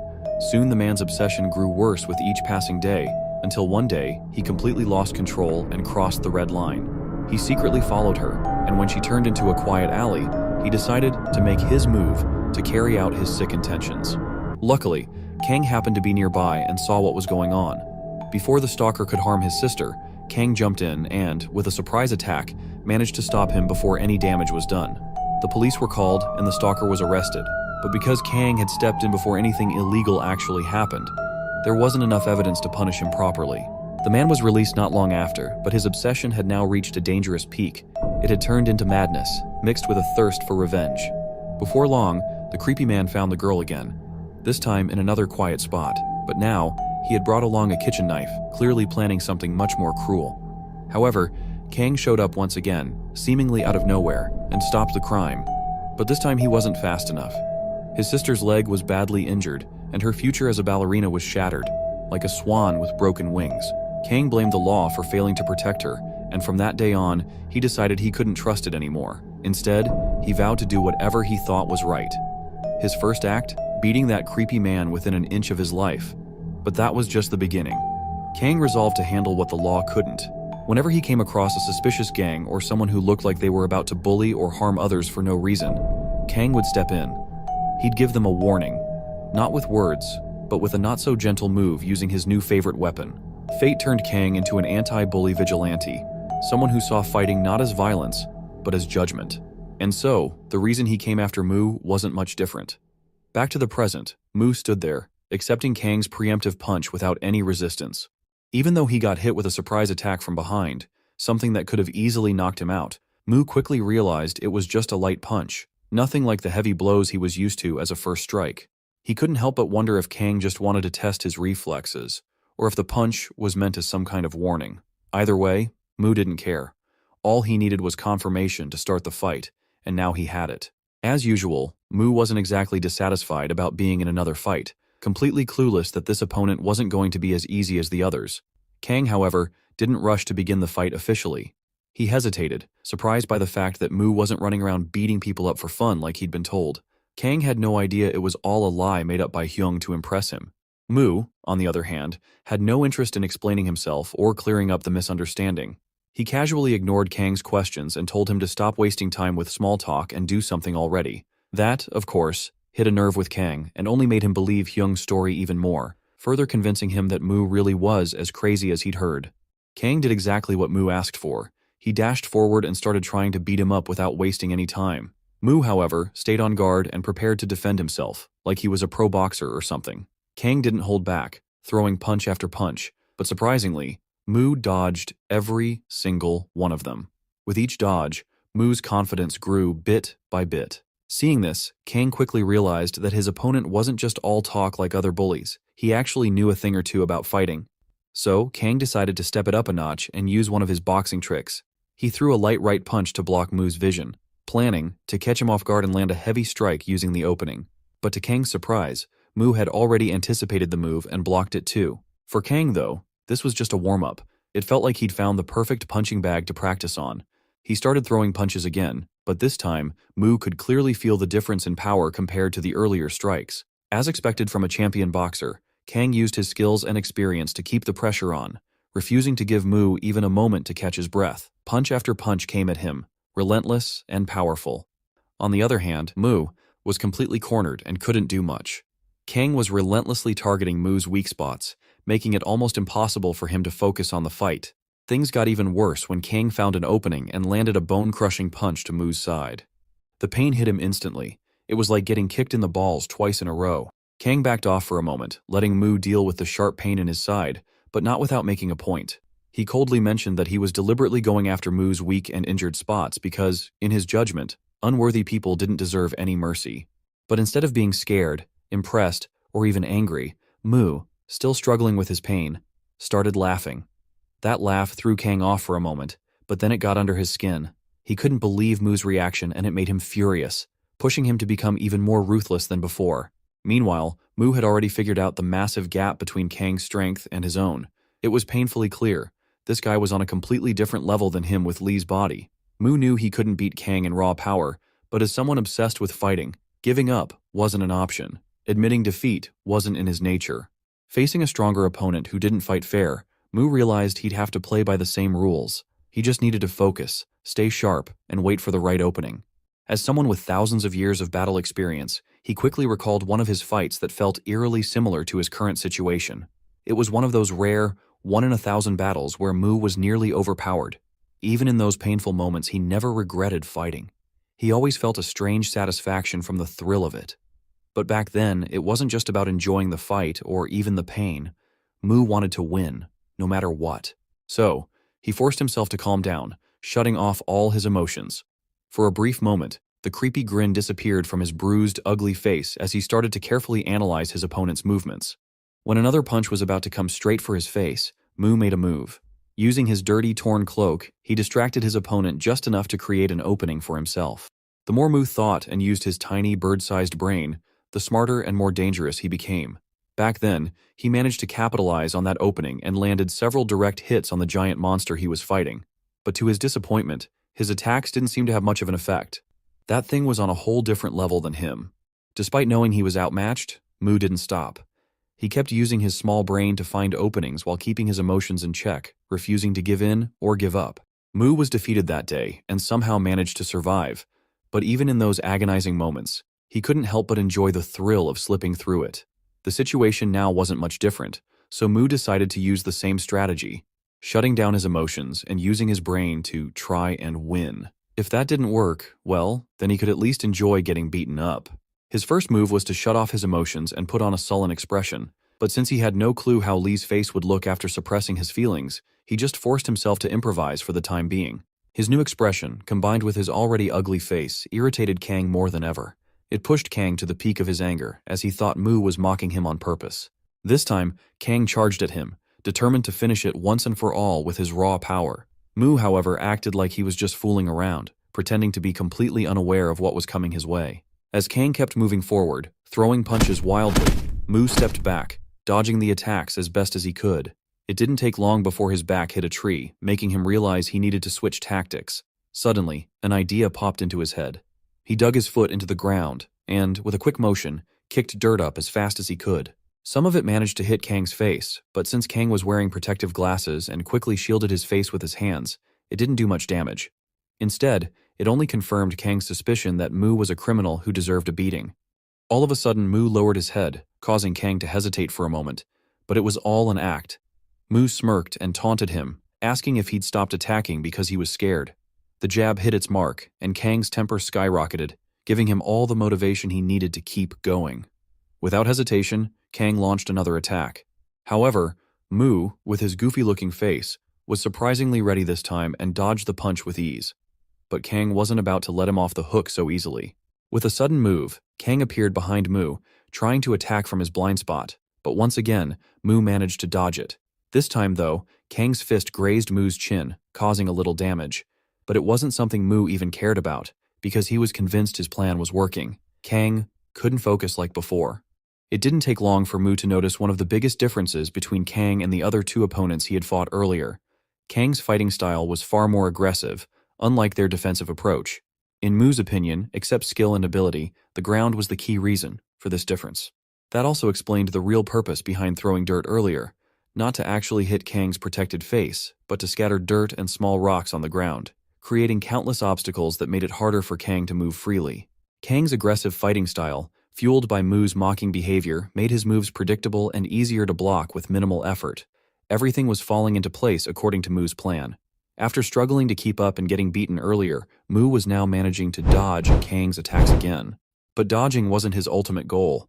He was trying to force Kang to move around recklessly, increasing the chances of him stepping on the scattered dirt and small rocks, eventually losing his balance. Soon, Mu got exactly what he was waiting for. Kang stepped on a small rock, lost his focus, and gave Mu the perfect opening. Wasting no time, Mu jumped into action, knowing he couldn't afford to miss this chance to turn the fight in his favor. He aimed for a vital spot, but mid-air, he realized his arm wasn't responding, probably from all the strikes he had blocked earlier. Still, he didn't let that stop him and used his elbow instead, landing a heavy blow. For a moment, Mu wondered why his arm had suddenly stopped working and forced him to use his elbow, but it didn't matter much. The elbow strike turned out to be way stronger than any punch he could have thrown. Kang's glasses shattered, and he was left stunned, completely caught off guard. Naturally, Mu couldn't resist using this moment to get under Kang's skin again. He started mocking him, throwing insults and making fun of how easily he'd been hit. But then something went wrong. Mu was so caught up in planning his next move and taunting Kang that he failed to notice what was happening in the moment. While Mu was busy mocking him, Kang had used his weapon and crushed Mu's leg. It didn't take long for Mu to feel the unbearable pain. He dropped to his knees, stunned, as if he couldn't believe what had just happened. Kang, now standing tall, rested his weapon on his shoulder, smirking. It was his turn to mock Mu. "What's the matter? Want to laugh and mess around now? Or is this not so funny anymore?" Kang had had enough of Mu. No one had ever annoyed him this much. so much so that he decided to break Mu's jaw, making sure he would never laugh again. Mu was still on his knees, unable to move even an inch to dodge or defend himself. Just before the blow landed, Mu realized something. He had lost. Mu closed his eyes, bracing himself for the hit, while his thoughts drifted. He wondered if, after nearly 4,000 years, he was finally going to taste failure again, and Kang was ready to remind him what that bitter moment felt like. But just a split second before Kang's strike could crush Mu's head, something, a piece of rock maybe, came flying out of nowhere and hit Kang directly in the face. The impact was so sudden that it made Kang stumble, and the object disappeared, rolling into the trees in an instant. Whatever it was, it stopped Kang's attack and saved Mu. Now distracted, Kang quickly looked around, trying to figure out who had thrown it. Things got even more complicated when he heard a faint, weak voice calling out, "Master," and getting closer. Kang's instincts kicked in. As someone who took pride in hunting bullies from the shadows, he couldn't risk being seen. Without wasting any time, Kang grabbed his sweatshirt, threw it on, pulling the hood over his head, and dashed away before anyone could appear and see his face. As soon as Kang disappeared, a small creature that looked like a monster appeared from behind and, with a trembling voice, called out, "Master!" Mu turned his gaze to see who was calling him, and to his surprise, it was a small, lizard-like creature with horns. As someone who had once raised that lizard to a dragon and made it worthy of being his assistant, Mu recognized it immediately, despite how different it looked now from a dragon. With no one else around to cause trouble, Mu and the dragonling headed back to Li's house. Once they were settled, the dragonling began explaining everything about Mu's current situation in the god's realm and his own story, that how ended up on Earth with this body. According to him, after his defeat against Lucifer, Lucifer found Mu's godly body and trapped it in an unbreakable, impenetrable barrier that separated time and space. This made it impossible for Mu's soul to return to his body. To ensure no one interfered with his plans, Lucifer took Mu's body to his own domain, where he kept a close watch on it. A satisfied smile was always on Lucifer's face, knowing that, without his body, Mu couldn't do much against him. However, there was one small problem. Lucifer couldn't enter Earth to finish him off so easily. There was only one way for him to do so. He had to convince the dragonling to reveal how he could access or enter Mu's planet. Lucifer also brought the defeated dragon to his domain, promising him that if he cooperated and helped him get to Earth to get rid of Mu, he would make the dragon the new god of Earth in Mu's place. Lucifer was confident that this offer might tempt Mu's assistant into betraying him for the chance to gain power. The dragonling, however, didn't give a clear response. Instead, he whispered something so quietly that Lucifer couldn't make out what he was saying. Annoyed, Lucifer demanded that he speak louder, at least enough for him to hear his answer. Finally, the dragonling spoke up, but instead of answering directly, he pointed at the barrier around Mu. He asked Lucifer if the barrier, which could block time and space, could also stop attacks from passing through it.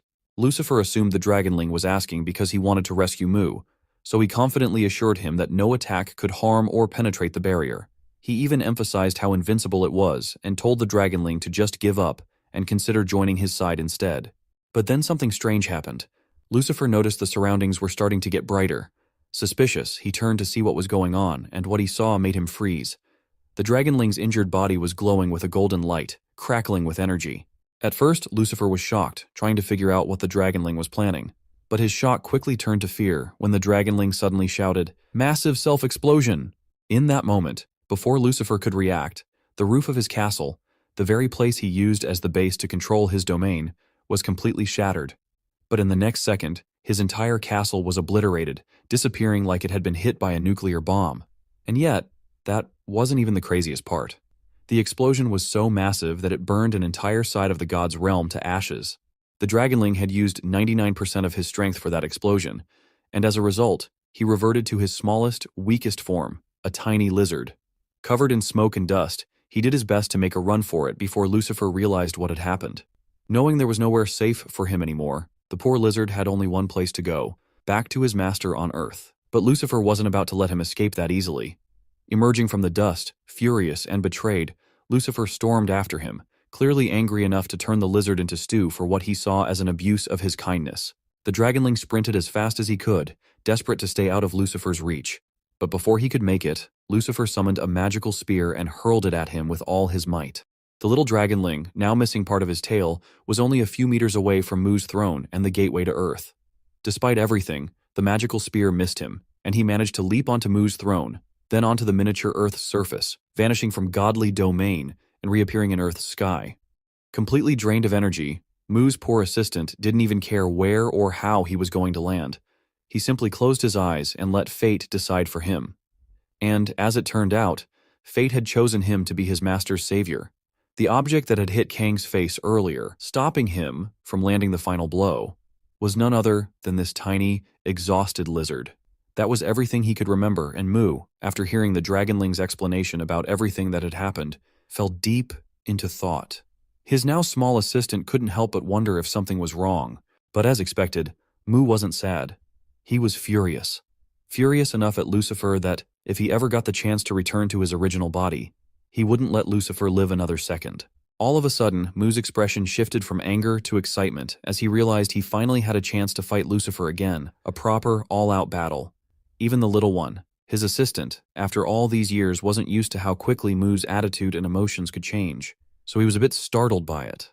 Mu sprang out of Lee's bed, buzzing with excitement, finding yet another purpose to keep going, but deep down, he knew he stood no chance against Lucifer in this body.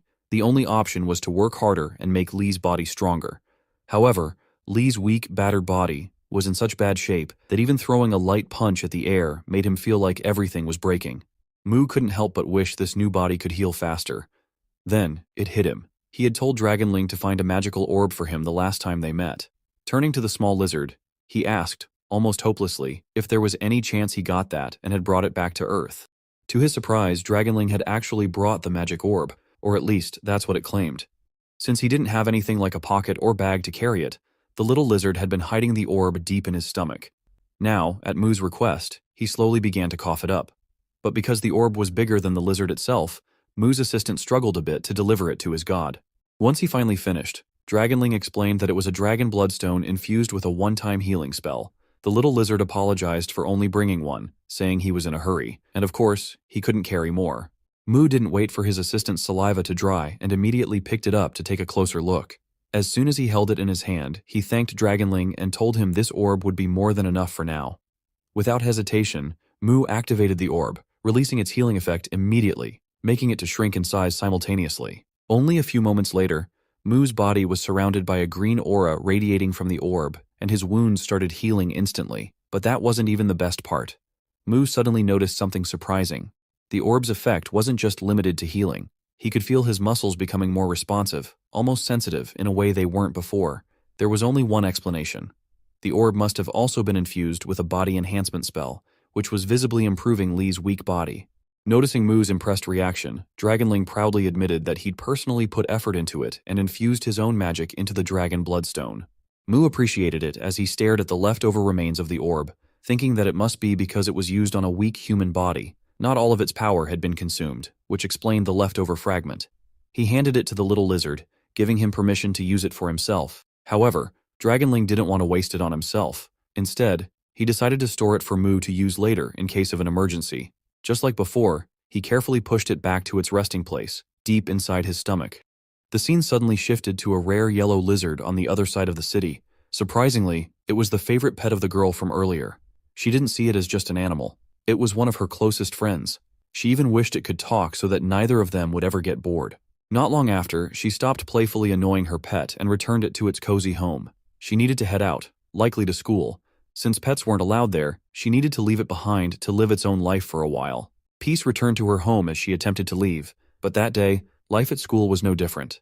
Everything seemed calm and peaceful. No one was bossing others around or causing any trouble. Even the beaten-up bully from before was quietly sitting at his desk. Now wearing glasses, he was fully focused on his studies. The pain he had endured after facing Mu had knocked some sense into him. Instead of wasting his time, he was now preparing for exams, determined to turn things around. Everything was fine until Mu decided to make one of his usual over-the-top, dramatic entrances into the classroom. The moment he walked in, he noticed the beaten-up guy and, without hesitation, asked if he wanted to go for another round of fighting. It wasn't clear if Mu was just messing with him or being completely serious, but before he could get an answer, the president girl appeared behind him, acting all surprised to see that Lee had actually decided to show up at school after being absent for so long. Mu, with the little lizard crawling under his shirt and causing a slight commotion, casually replied that he was only here because she had convinced him earlier. Of course, he added that the only reason he came was to look for someone to fight and beat to death. His intimidating expression and choice of words made the girl wonder what kind of chaos he was planning to stir up this time. But since there didn't seem to be any immediate signs of trouble, she just wished him good luck. Half of the day passed, and nothing exciting happened to make Mu's day interesting. On the floor below his class, two students were chatting about the recent events at school. Those two happened to be Kang and a girl from his class. Since he always seemed so clueless about anything going on at school, the girl was filling Kang in about the second-year student who had recently been humiliated. She explained the details with a bit of gossiping flair, while Kang listened with mild curiosity, still trying to piece together what had been happening around him. As the school day came to an end, Kang and the girl began walking toward the exit, with her eagerly explaining everything she'd heard in detail. According to the rumors and what she knew, the nerdy guy, who used to get bullied all the time, had one day turned the tables on his tormentor. He beat the bully so badly that the guy lost consciousness and had to be rushed to the hospital. If that wasn't shocking enough, the nerd had supposedly ripped off the bully's ear in a wild move, earning him the nickname Neutered from then on. Kang had no idea at first that she was talking about Lee. But as she described the incident, along with Hyung's appearance, especially his ripped-off ear and Mu's suspicious behavior, Kang quickly pieced it all together. There was a high chance that the nerdy guy she was talking about and Lee were the same person. It suddenly hit Kang. Hyung's crocodile tears and his whole act of pretending to be a victim had been a ploy to manipulate him into taking action. But since it was all in the past and there was nothing he could do about it now, Kang decided to let it go, at least for the time being. On his way back home, what Kang didn't realize was that he was taking the same path as Mu. Mu, meanwhile, was feeling disappointed and frustrated that his day had turned out to be so dull. Everyone at school had been too busy scribbling away on their notebooks or phones, and there hadn't been a single invitation to fight, or even the confirmation of one. Just as Mu was about to sink further into hopelessness, something caught his eye. It was Kang, of course, awkwardly walking and looking visibly embarrassed as he chatted with his female friend. Since Kang was wearing glasses and a mask to hide his face yesterday, Mu didn't recognize him right away, but something about him felt oddly familiar. His hair color, height, and build seemed similar, but his muscle size and its form was the one that sparked Mu's suspicion. In just a second, that suspicion turned into certainty. He completely lost control and shouted, "It's that guy from yesterday!" His loud voice and sudden outburst, of course, caught Kang's attention. Kang turned his head, and the moment he did, he saw Mu charging toward him with a crazed look on his face. Without thinking twice, Kang bolted, running as fast as he could, leaving his shocked friend behind. As Kang sprinted away, he couldn't stop wondering how Mu had recognized him. He was sure the expensive mask and glasses he'd bought were enough to hide his identity, so why was this lunatic chasing after him?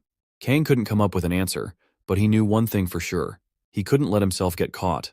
The last thing he wanted was for this crazy guy to report him to the police or something equally disastrous. Desperate to escape, Kang decided to make an unpredictable move. He spotted an alley up ahead and, without hesitation, veered off his path, jumping straight into it in hopes of losing Mu. Mu kept chasing after him, determined not to let Kang get away so easily. But as he turned into the alley, Kang was nowhere to be found. It was like he had vanished into thin air. Mu had been looking forward to using this perfect chance to fight Kang, but his hopes were crushed when he realized he was gone. Dragonling popped out of Mu's shirt, asking if that was the same guy who had dared to challenge his lord yesterday. Wanting to help his god track down the rude human, the little lizard requested permission to sniff him out using the strong male scent he had picked up when Kang hit him the day before. Mu gave him the green light, and Dragonling immediately sprang into action, sniffing around like a well-trained puppy. Just as Mu's assistant was fully committing to his new role, someone suddenly appeared right in front of him, stopping him in his tracks.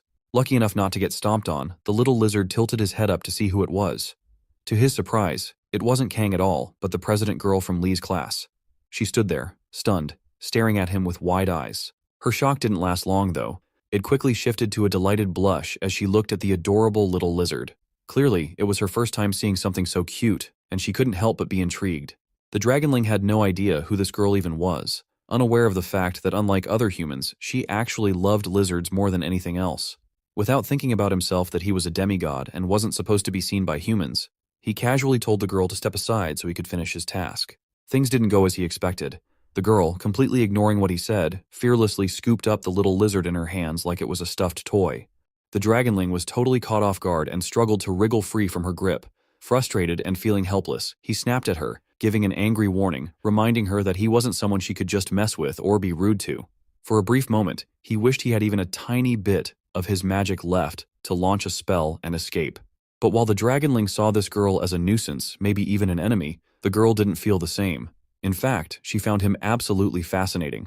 Despite his strange and unique appearance, she couldn't believe she was holding a talking lizard in her hands. To her, he was the cutest, most adorable thing she'd ever seen, so much so that she instantly liked him even more than her own beloved pet, the one she'd always cherished above everything else. Suddenly, the dragonling spotted an opening and bolted, freeing himself and darting behind his lord for safety. Hiding behind Li's body, he quickly apologized to God Mu for failing because of the girl, blaming it on the fact that he'd lost all his power. Before Mu could even respond, the girl approached him with a serious expression, one that looked downright terrifying to the little lizard. She asked if, by any chance, that tiny creature was his friend. Mu glanced at his visibly shaken assistant and somehow confirmed it by saying, "Friend? Not sure about that, but yes, that little one is my obedient assistant." The girl finally introduced herself as Kim Yujin, though it was obvious she was jealous. Jealous that Mu had such an obedient, talking, and, let's be real, adorable lizard. Her expression was so easy for Mu to read, and though he wasn't entirely sure why she looked so stunned and envious, an idea popped into his head. With a sudden and unexpected move, Mu shifted his leg, the one the dragonling was clutching onto for dear life, closer to the girl and said, "If you want, I could lend him to you for a bit, in exchange for a little information." Of course, the poor dragonling's opinion didn't matter to Mu in the slightest, and Yujin? She lit up at the offer. Obviously, she would do anything to hold the lizard for a while. Giving up some information was the smallest price for her to pay. Without waiting for her to respond, Mu reached down, grabbed the dragonling by the neck, and handed him over to her. "Take him. You can keep him as long as you like, but there's someone you have to help me find." Kim was so mesmerized by the lizard that she didn't hesitate to agree, not even stopping to ask if they were tracking down a criminal, a good person, or something else entirely, and of course, that was exactly what Mu wanted to see. Without a second thought, and as if he didn't care about his assistant at all, he casually tossed the little lizard toward her. To Kim's surprise, the poor thing spun midair and landed right on top of her head. The dragonling couldn't help but wonder how his lord could abandon him so easily, like he was nothing. Meanwhile, Mu didn't waste a moment. He started walking off, telling the dragonling to stay with Kim Yujin for a while and return on his own later. Still in shock, the dragonling tried to ask where his master was planning to go without him, but Mu just ignored him completely, acting like he'd suddenly found something exciting to do after what had been a dull day. Not long after, Kim and the dragonling arrived at her house, and things were, well, a little awkward. Kim couldn't help but wonder if the lizard was mad at her for being dragged along against his will, and truthfully, he wasn't thrilled about the situation. But since he couldn't defy his lord's orders, he sighed and introduced himself. After a moment, he stretched out his tiny hand and, trying to keep things professional, explained the situation to Kim. "As per my master's instructions," he said, "you'll be actively cooperating with me from now on." Kim was momentarily taken aback at the sight of a tiny lizard trying to boss her around, but the way he acted, and the fact that she could say or do whatever she wanted with him, made her heart skip a beat for a second. Still, she didn't want to come off as rude, so she placed her fingers on the dragonling's tiny hand and gave it a little shake to show respect. As she did, she asked, "By your master, do you mean Li Ho?" The dragonling didn't respond, but his silence seemed to confirm her guess. Taking that as her answer, Kim nodded and said she was willing to cooperate with him if that's what he wanted. Then, with a proud grin, she announced her position. "By the way, I'm the president of my class." The dragonling blinked, completely confused. "What's a president?" he asked, tilting his little head. Seeing his puzzled reaction, Kim chuckled and explained, "It means I'm like the leader of my class, and besides that, I'm also ranked first in my grade." Hearing this, the dragonling's eyes widened in realization. "Ah, so that's why my master chose this girl, because she's an important person." But as this thought settled in his mind, another realization hit him like a bolt of lightning. If this girl was the leader of her class, then that meant my lord wasn't the leader. Unable to hold back his curiosity, the dragonling asked, "Wait, does that mean Lord Li Ho isn't the leader of your class?" Kim paused for a moment, her expression shifting as she got lost in thought. After a few seconds, she finally replied, "Li Ho? He's not even an average student in our class. Honestly, he's one of the lowest in everything." The dragonling froze, utterly stunned by her answer. For a moment, he just stood there, trying to process the shocking information. The moment Mu's assistant realized what she said, he shouted in disbelief, thinking Kim was talking about Mu himself. The idea seemed completely impossible to him. To clear up what he assumed was a misunderstanding, the tiny lizard, now sweating with both discomfort and frustration, without mentioning Mu's name, firmly declared that his master was the strongest being in the entire world, stronger than any god. The dragonling, acting as if he were still in his terrifying dragon form, started bossing Kim around again. He demanded that she do her absolute best to help his master become even stronger so he could finally get his revenge. Kim, on the other hand, was impressed by what she assumed was the little lizard's wild imagination and sweet talks about Lee. Amused, she agreed to help, but only on one condition. Dragonling should accept to visit her often if he wanted her help. The Dragonling paused for a moment, considering her condition. In truth, he had already planned to use Kim as a human source to gather information about what was happening on Earth, and now her condition was the perfect excuse to visit her more often and get the intel he needed. Without hesitation, he agreed to her terms, and the two of them struck a deal. As the most loyal servant who had sacrificed his life countless times for his lord, the Dragonling was determined to do whatever it took to help his master reclaim the title of the strongest. Deep in his heart, he believed every move he made would bring his master closer to his rightful place at the top. At this time, Mu, who was also focused on getting stronger, was busy doing some intense, borderline crazy training with his newly strengthened body. Unlike before, when he struggled with even the simplest exercises, now he could handle everything with ease, like it was no big deal. As the sun began to set, Mu decided he'd done enough for the day. Jumping down from where he had been training, he glanced at his body, visibly satisfied with his newfound strength. Not only had he recovered much faster than he'd hoped, but his physical strength had almost doubled. Like always, almost like it was a habit, he decided to show his excitement by swinging a punch. But this time, instead of throwing a random punch into the air, he confidently aimed at an iron rod nearby. The results were better than he could have imagined. Not only did he not break any bones, but for the first time, he didn't even feel pain in his hand. For a moment, he was thrilled with himself. But then, his happy expression quickly faded into disappointment as he remembered why he had come all the way out here in the first place. He had hoped to see Kang, in addition to squeezing in some training. Now that the sun was almost gone, Mu figured it was better to head back. He realized there might be a better chance of running into Kang at school in the next few days anyway. With that thought in mind, he decided to call it a day and leave. Mu left the training spot, leaving behind a reminder mark there, forever. As he walked through the streets, the disgusting smell of his sweat clung to the air around him.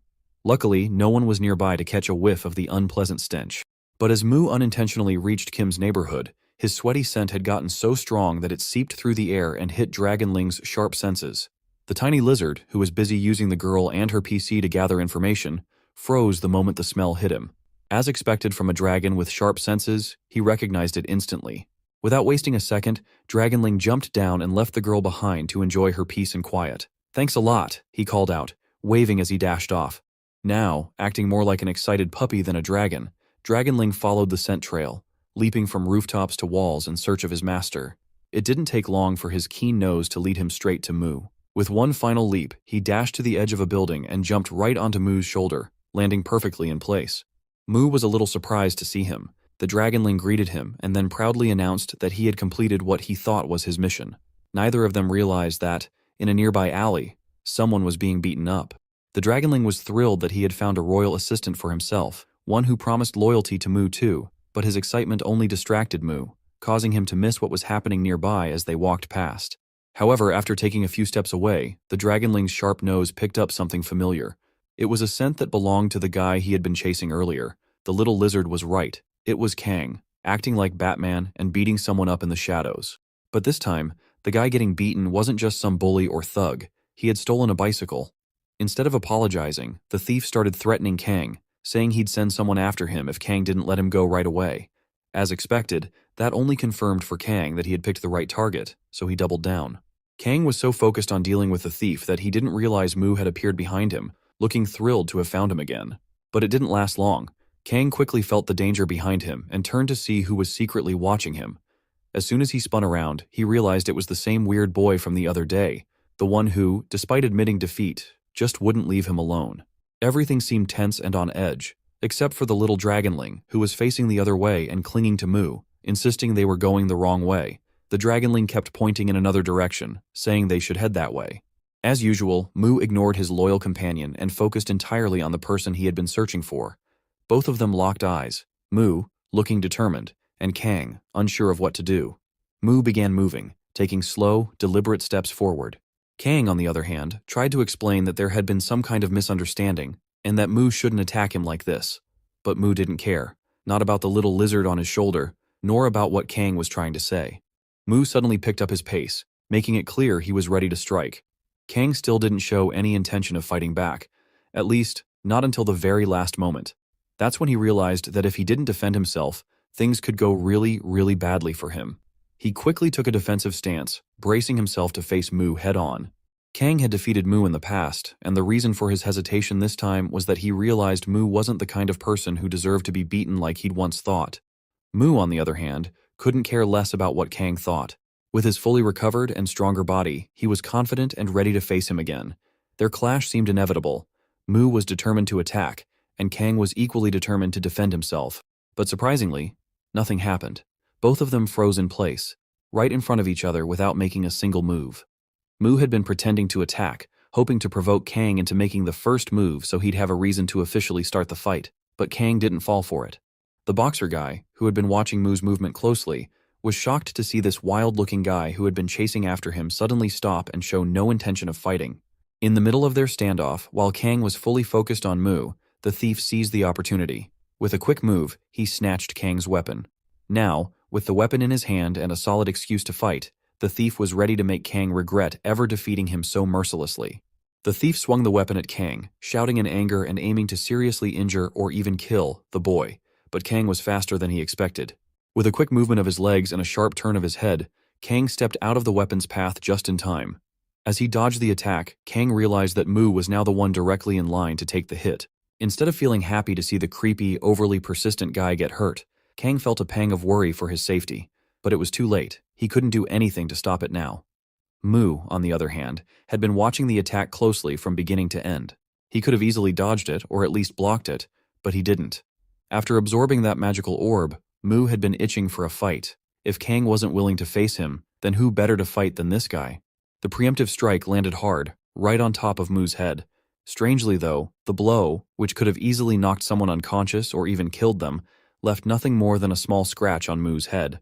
That was all the confirmation Mu needed. With an excuse to start a fight now, he didn't waste any time.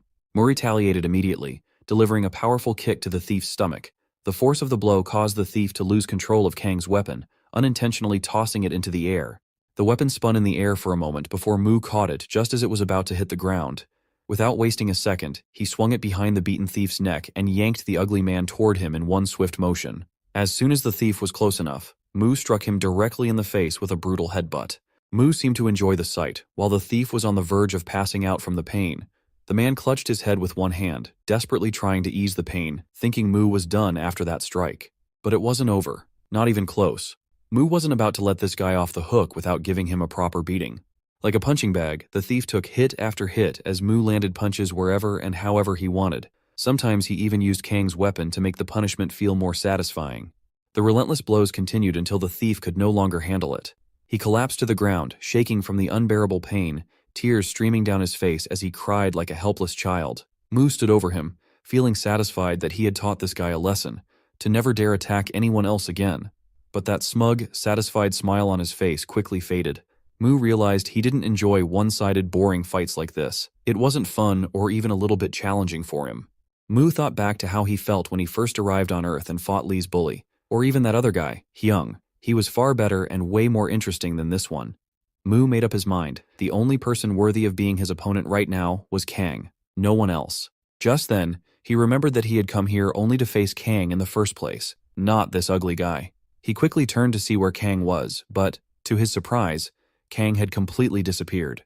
It seemed like Kang had taken the opportunity to make a run for it while Mu was busy with the thief to finish Kang's anti-bully job. As Kang hurried to get away quickly and quietly, he couldn't help but wonder how Mu kept finding and showing up wherever he went. Little did Kang know, that crazy-looking guy who seemed to enjoy fighting so much was actually a god. Even so, Kang was so caught up in trying to escape and get Mu's excited face out of his head that he didn't notice the dragonling. The little lizard looked completely distracted, obsessed with something on the other side of the street. As Kang rushed past, he accidentally kicked the dragonling right in the rear, sending the poor little thing flying forward. Kang was in such a hurry, though, that he didn't even stop to check what, or who, he had just kicked out of his way. A little while later, Kang arrived home. He stepped inside, casually kicked off his shoes, and sent them flying across the room without even bothering to use his hands. His mind was completely consumed with thoughts of Mu and that freaky face of his, always looking so pumped and ready to fight anyone. Just then, his sister, who had been outside, walked in. With a teasing tone, she shouted, "The prosecutor has arrived." Kang's 26-year-old sister, Hina, had decided to switch careers after that stalker case. She became a prosecutor with the goal of bringing justice to cruel criminals. Kang and Hina shared the same purpose, but it seemed they had chosen very different paths to achieve it. With a playful shove, Hina pushed past Kang, grinning as she mocked him again, saying, "How dare you block the path of a great prosecutor?" Kang, clearly annoyed, like any other brother would be, warned her about the consequences of making him use his powers. With that, everything settled down. Hina headed to her room to change her clothes, but not before calling out to Kang, asking him to make ramen for both of them since there was nothing else to eat. As Kang stood there, he couldn't help but think about that wild day when his sister got injured. The way Hina was acting now, so lively and full of energy, made Kang wonder if she had truly moved on from that incident or if she was just pretending. It was something he couldn't figure out. For Kang himself, forgetting that day wasn't an option. The next day, while everyone else was peacefully heading to school, Mu was doing the same. But instead of carrying a backpack or even a single book, he was only carrying Kang's weapon. And of course, the dragonling perched on his shoulder. The poor dragonling looked beaten and exhausted, muttering apologies for his failure last night. But, as usual, Mu didn't care about what the little creature was saying. Some of the students walking nearby, including Lee's bully, couldn't help but stare the little dragonling, wondering if the thing on Mu's shoulder was a Komodo dragon. But none of them dared to get close enough to find out. That's when something caught Mu's attention. It was, of course, Kim Yujin, the class president. As soon as she spotted her little lovely lizard, her face lit up with excitement. She started jumping up and down, clearly thrilled to see her talking friend again. But her happiness didn't last long. Mu quickly reminded her that it was time for her to help him with the favor he'd asked for. That's when Kim remembered the deal she had made when she agreed to borrow the talking lizard the other day. Mu himself didn't have much information to go on.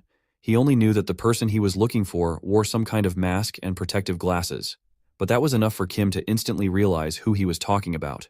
She told Mu she had heard stories about the guy, someone who acted like a bully hunter, stating he was famous for immediately pummeling anyone who behaved like a bully. Unfortunately, Kim didn't seem to have any detailed information about Kang beyond those common rumors, which left Mu feeling a bit disappointed. Still, he was confident they'd cross paths again soon, and next time, he swore he wouldn't let Kang escape so easily. What Mu didn't realize, though, was that Kang, the very person he was thinking about, was already there, secretly approaching and observing him from behind. Kang didn't stop there. Instead, he came even closer, and to Mu's and even the dragonling's horror, he leaned in and whispered, "Stay in your seat after class. I'll come find you."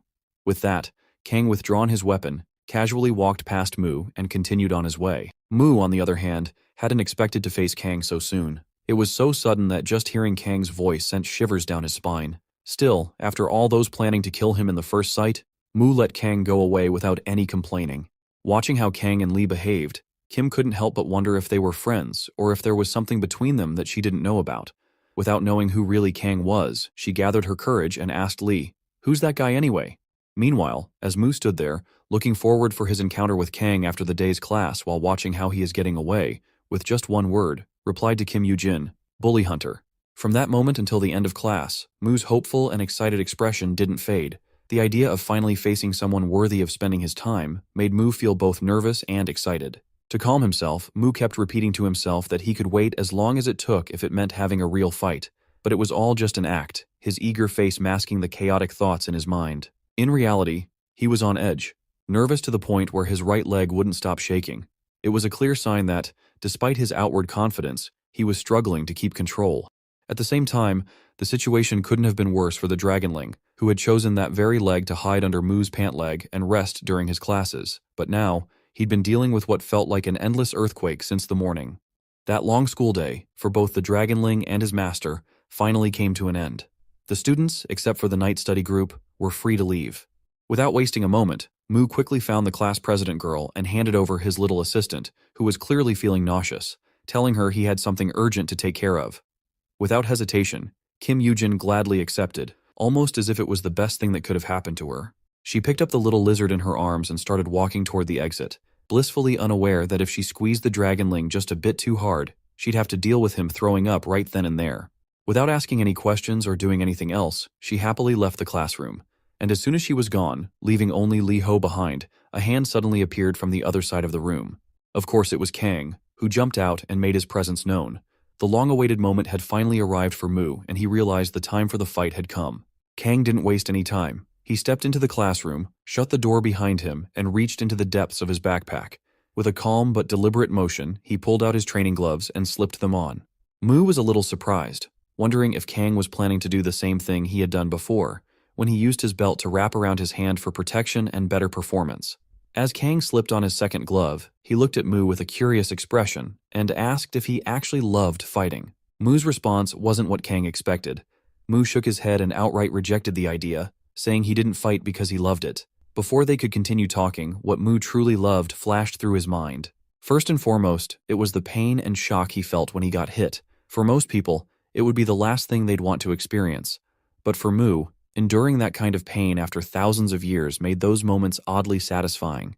Second was the burning sensation in his muscles, screaming at him after being pushed beyond their limits during a movement. And third, because for over 3 million years, fighting and battling had been the only thing that made him feel truly alive. With that mindset, Mu believed he didn't fight because he liked it. He fought because it was a necessity for him, a part of his existence. Yet, as he thought about it, his face twisted into a creepy, overly excited expression that made Kang pause. In that moment, Kang couldn't help but think, this guy is completely insane, maybe a psycho, or something even worse. Kang didn't bother overthinking Mu's strange behavior. Instead, he unzipped his backpack again, pulled out another pair of training gloves, and tossed them to him. He acted like he was there for a friendly sparring match, not a fight to the death. Mu let the gloves hit him square in the face on purpose, not even blinking from the impact, but still managed to catch them mid-air before they fell. Kang calmly placed his backpack in the corner and, with a serious expression, told Mu to put the gloves on. He explained that he wanted to keep things fair, mentioning that he couldn't even take a fight seriously unless his opponent looked like more than just some random thug. In an instant, Mu slipped on the gloves and dashed toward Kang, clearly excited to put his new gift to good use.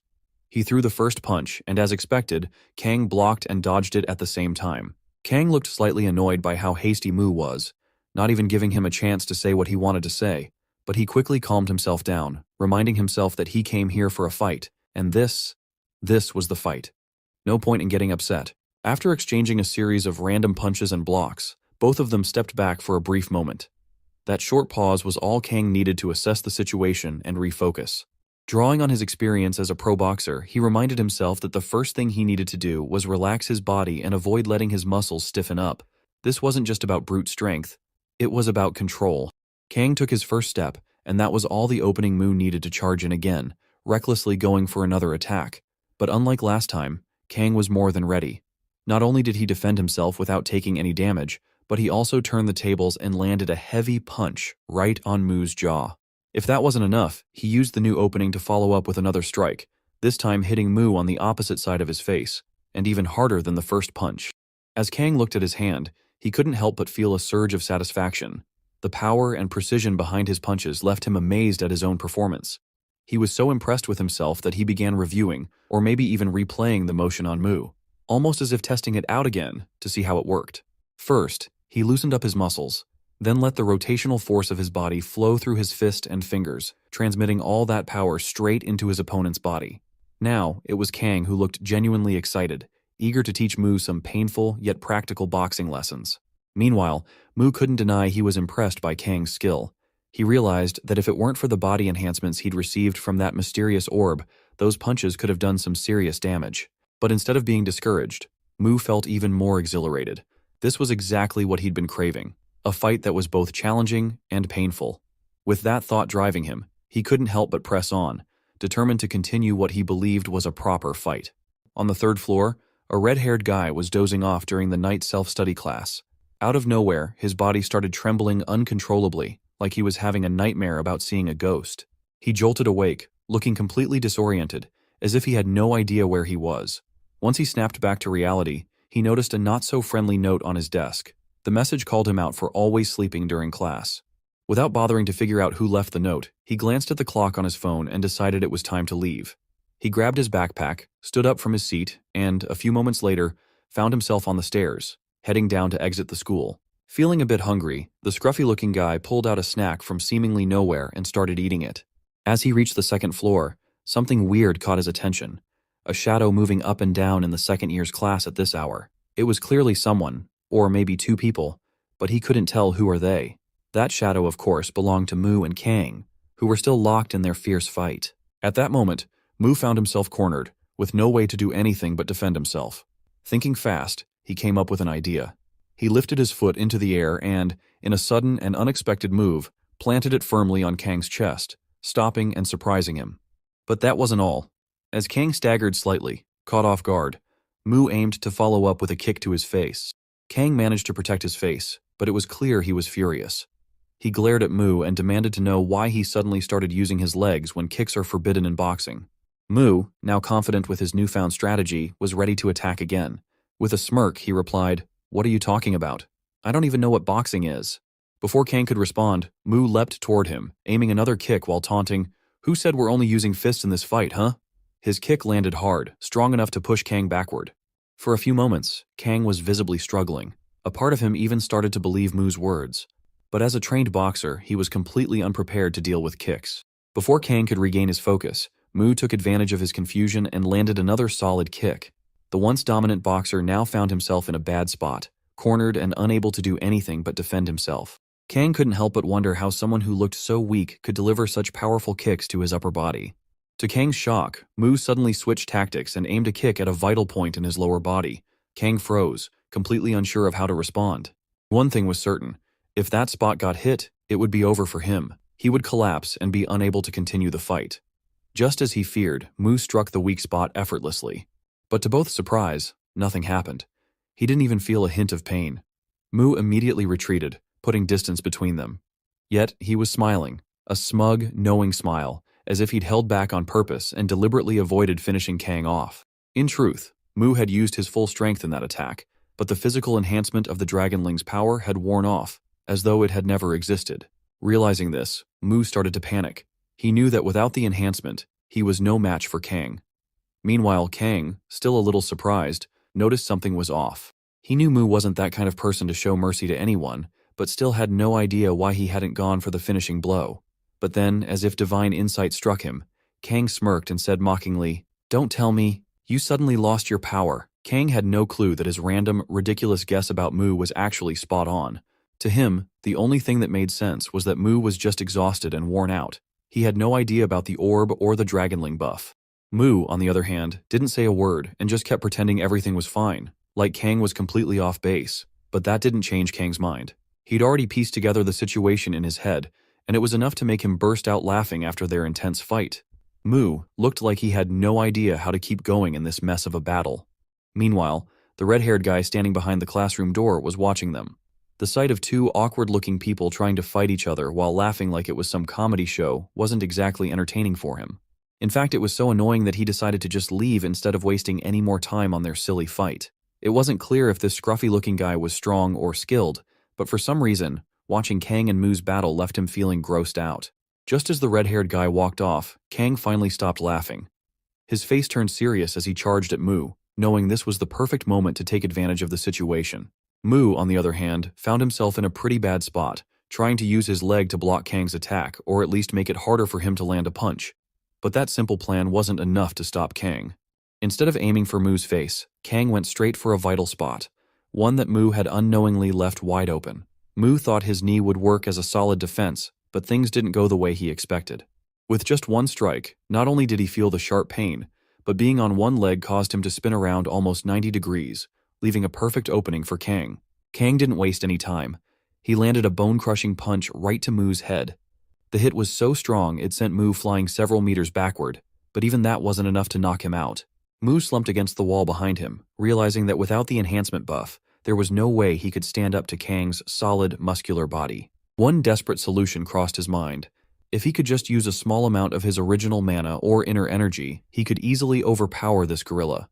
But since he'd already tried and failed to use his mana several times, that idea didn't seem very reliable right now. Still, Mu decided to take a chance, because even the smallest shot at doing the impossible was better than nothing. He pushed himself up to his feet, gathered his courage, and focused as hard as he could to summon even a tiny bit of magic into his fist before attacking. Putting all his trust in that slim hope, he confidently launched himself at Kang, now relying on his non-existent magic. But Kang, like it was nothing more than a kid's punch, easily caught Mu's fist midair before it could even land. Seeing the opportunity to mock Mu again, Kang teased him with a smug grin, which now looked more lively, but still lacked any real excitement or effort. Then, out of nowhere, Kang suddenly felt something strange, like energy or a weird sensation passing through his body. It caught him so off guard that he instinctively turned his head to look behind him, trying to figure out what it was. That momentary distraction was all Mu needed.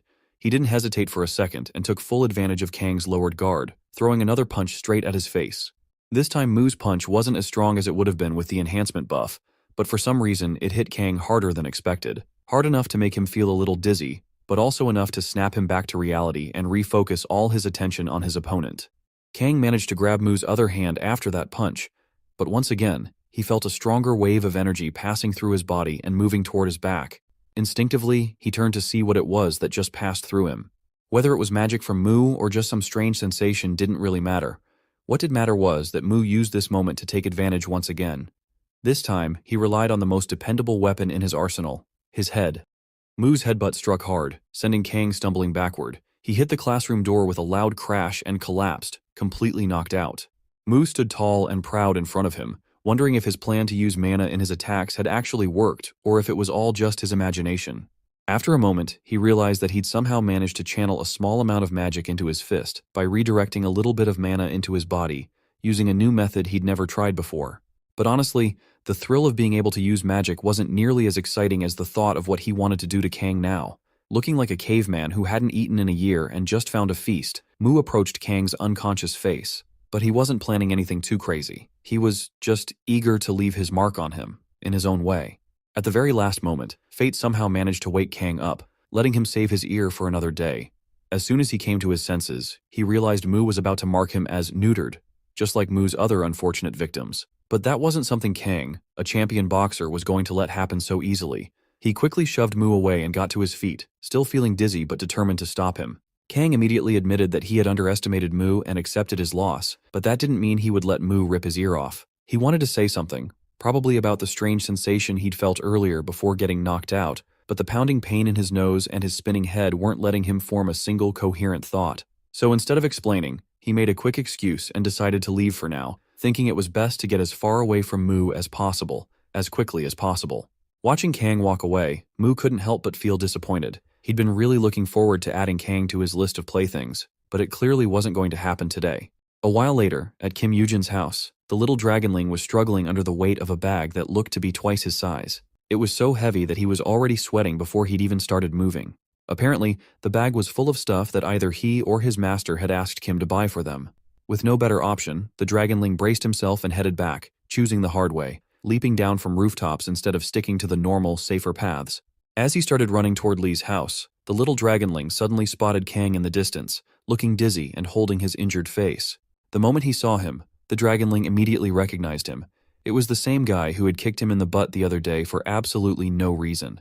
There was no way he was letting this chance for revenge slip away. He quickly dropped his bag on the ground and crouched into a ready-to-jump stance on top of it. Then, like a bullet, he launched himself toward Kang, aiming to headbutt him square in the face, just like his master had done earlier. But luck wasn't on his side. Kang, despite his dizzy state, spotted the dragonling at the last second and instinctively threw a punch, smacking the poor lizard midair. For a moment, Kang was freaked out. Dazed and confused, he didn't even recognize the dragonling and was left wondering what kind of weird animal had just attacked him. He was so out of it, he couldn't even process what was happening. Kang thought about giving the dragonling a proper beating for scaring the hell out of him, but in his current condition, that just wasn't an option. Instead, he shook his head, muttered something under his breath, and continued on his way, desperate to get home and rest. As soon as Kang disappeared, someone else arrived at the scene, standing over the dragonling's crumpled body, and of course, it was none other than Mu. He stared down at the dragonling, beaten and sprawled out on the ground, wondering if the little guy was dead or still alive, and, more importantly, what was inside that bag lying next to him. The next morning, Mu was walking through the streets on his way to school again, but this time with one noticeable difference.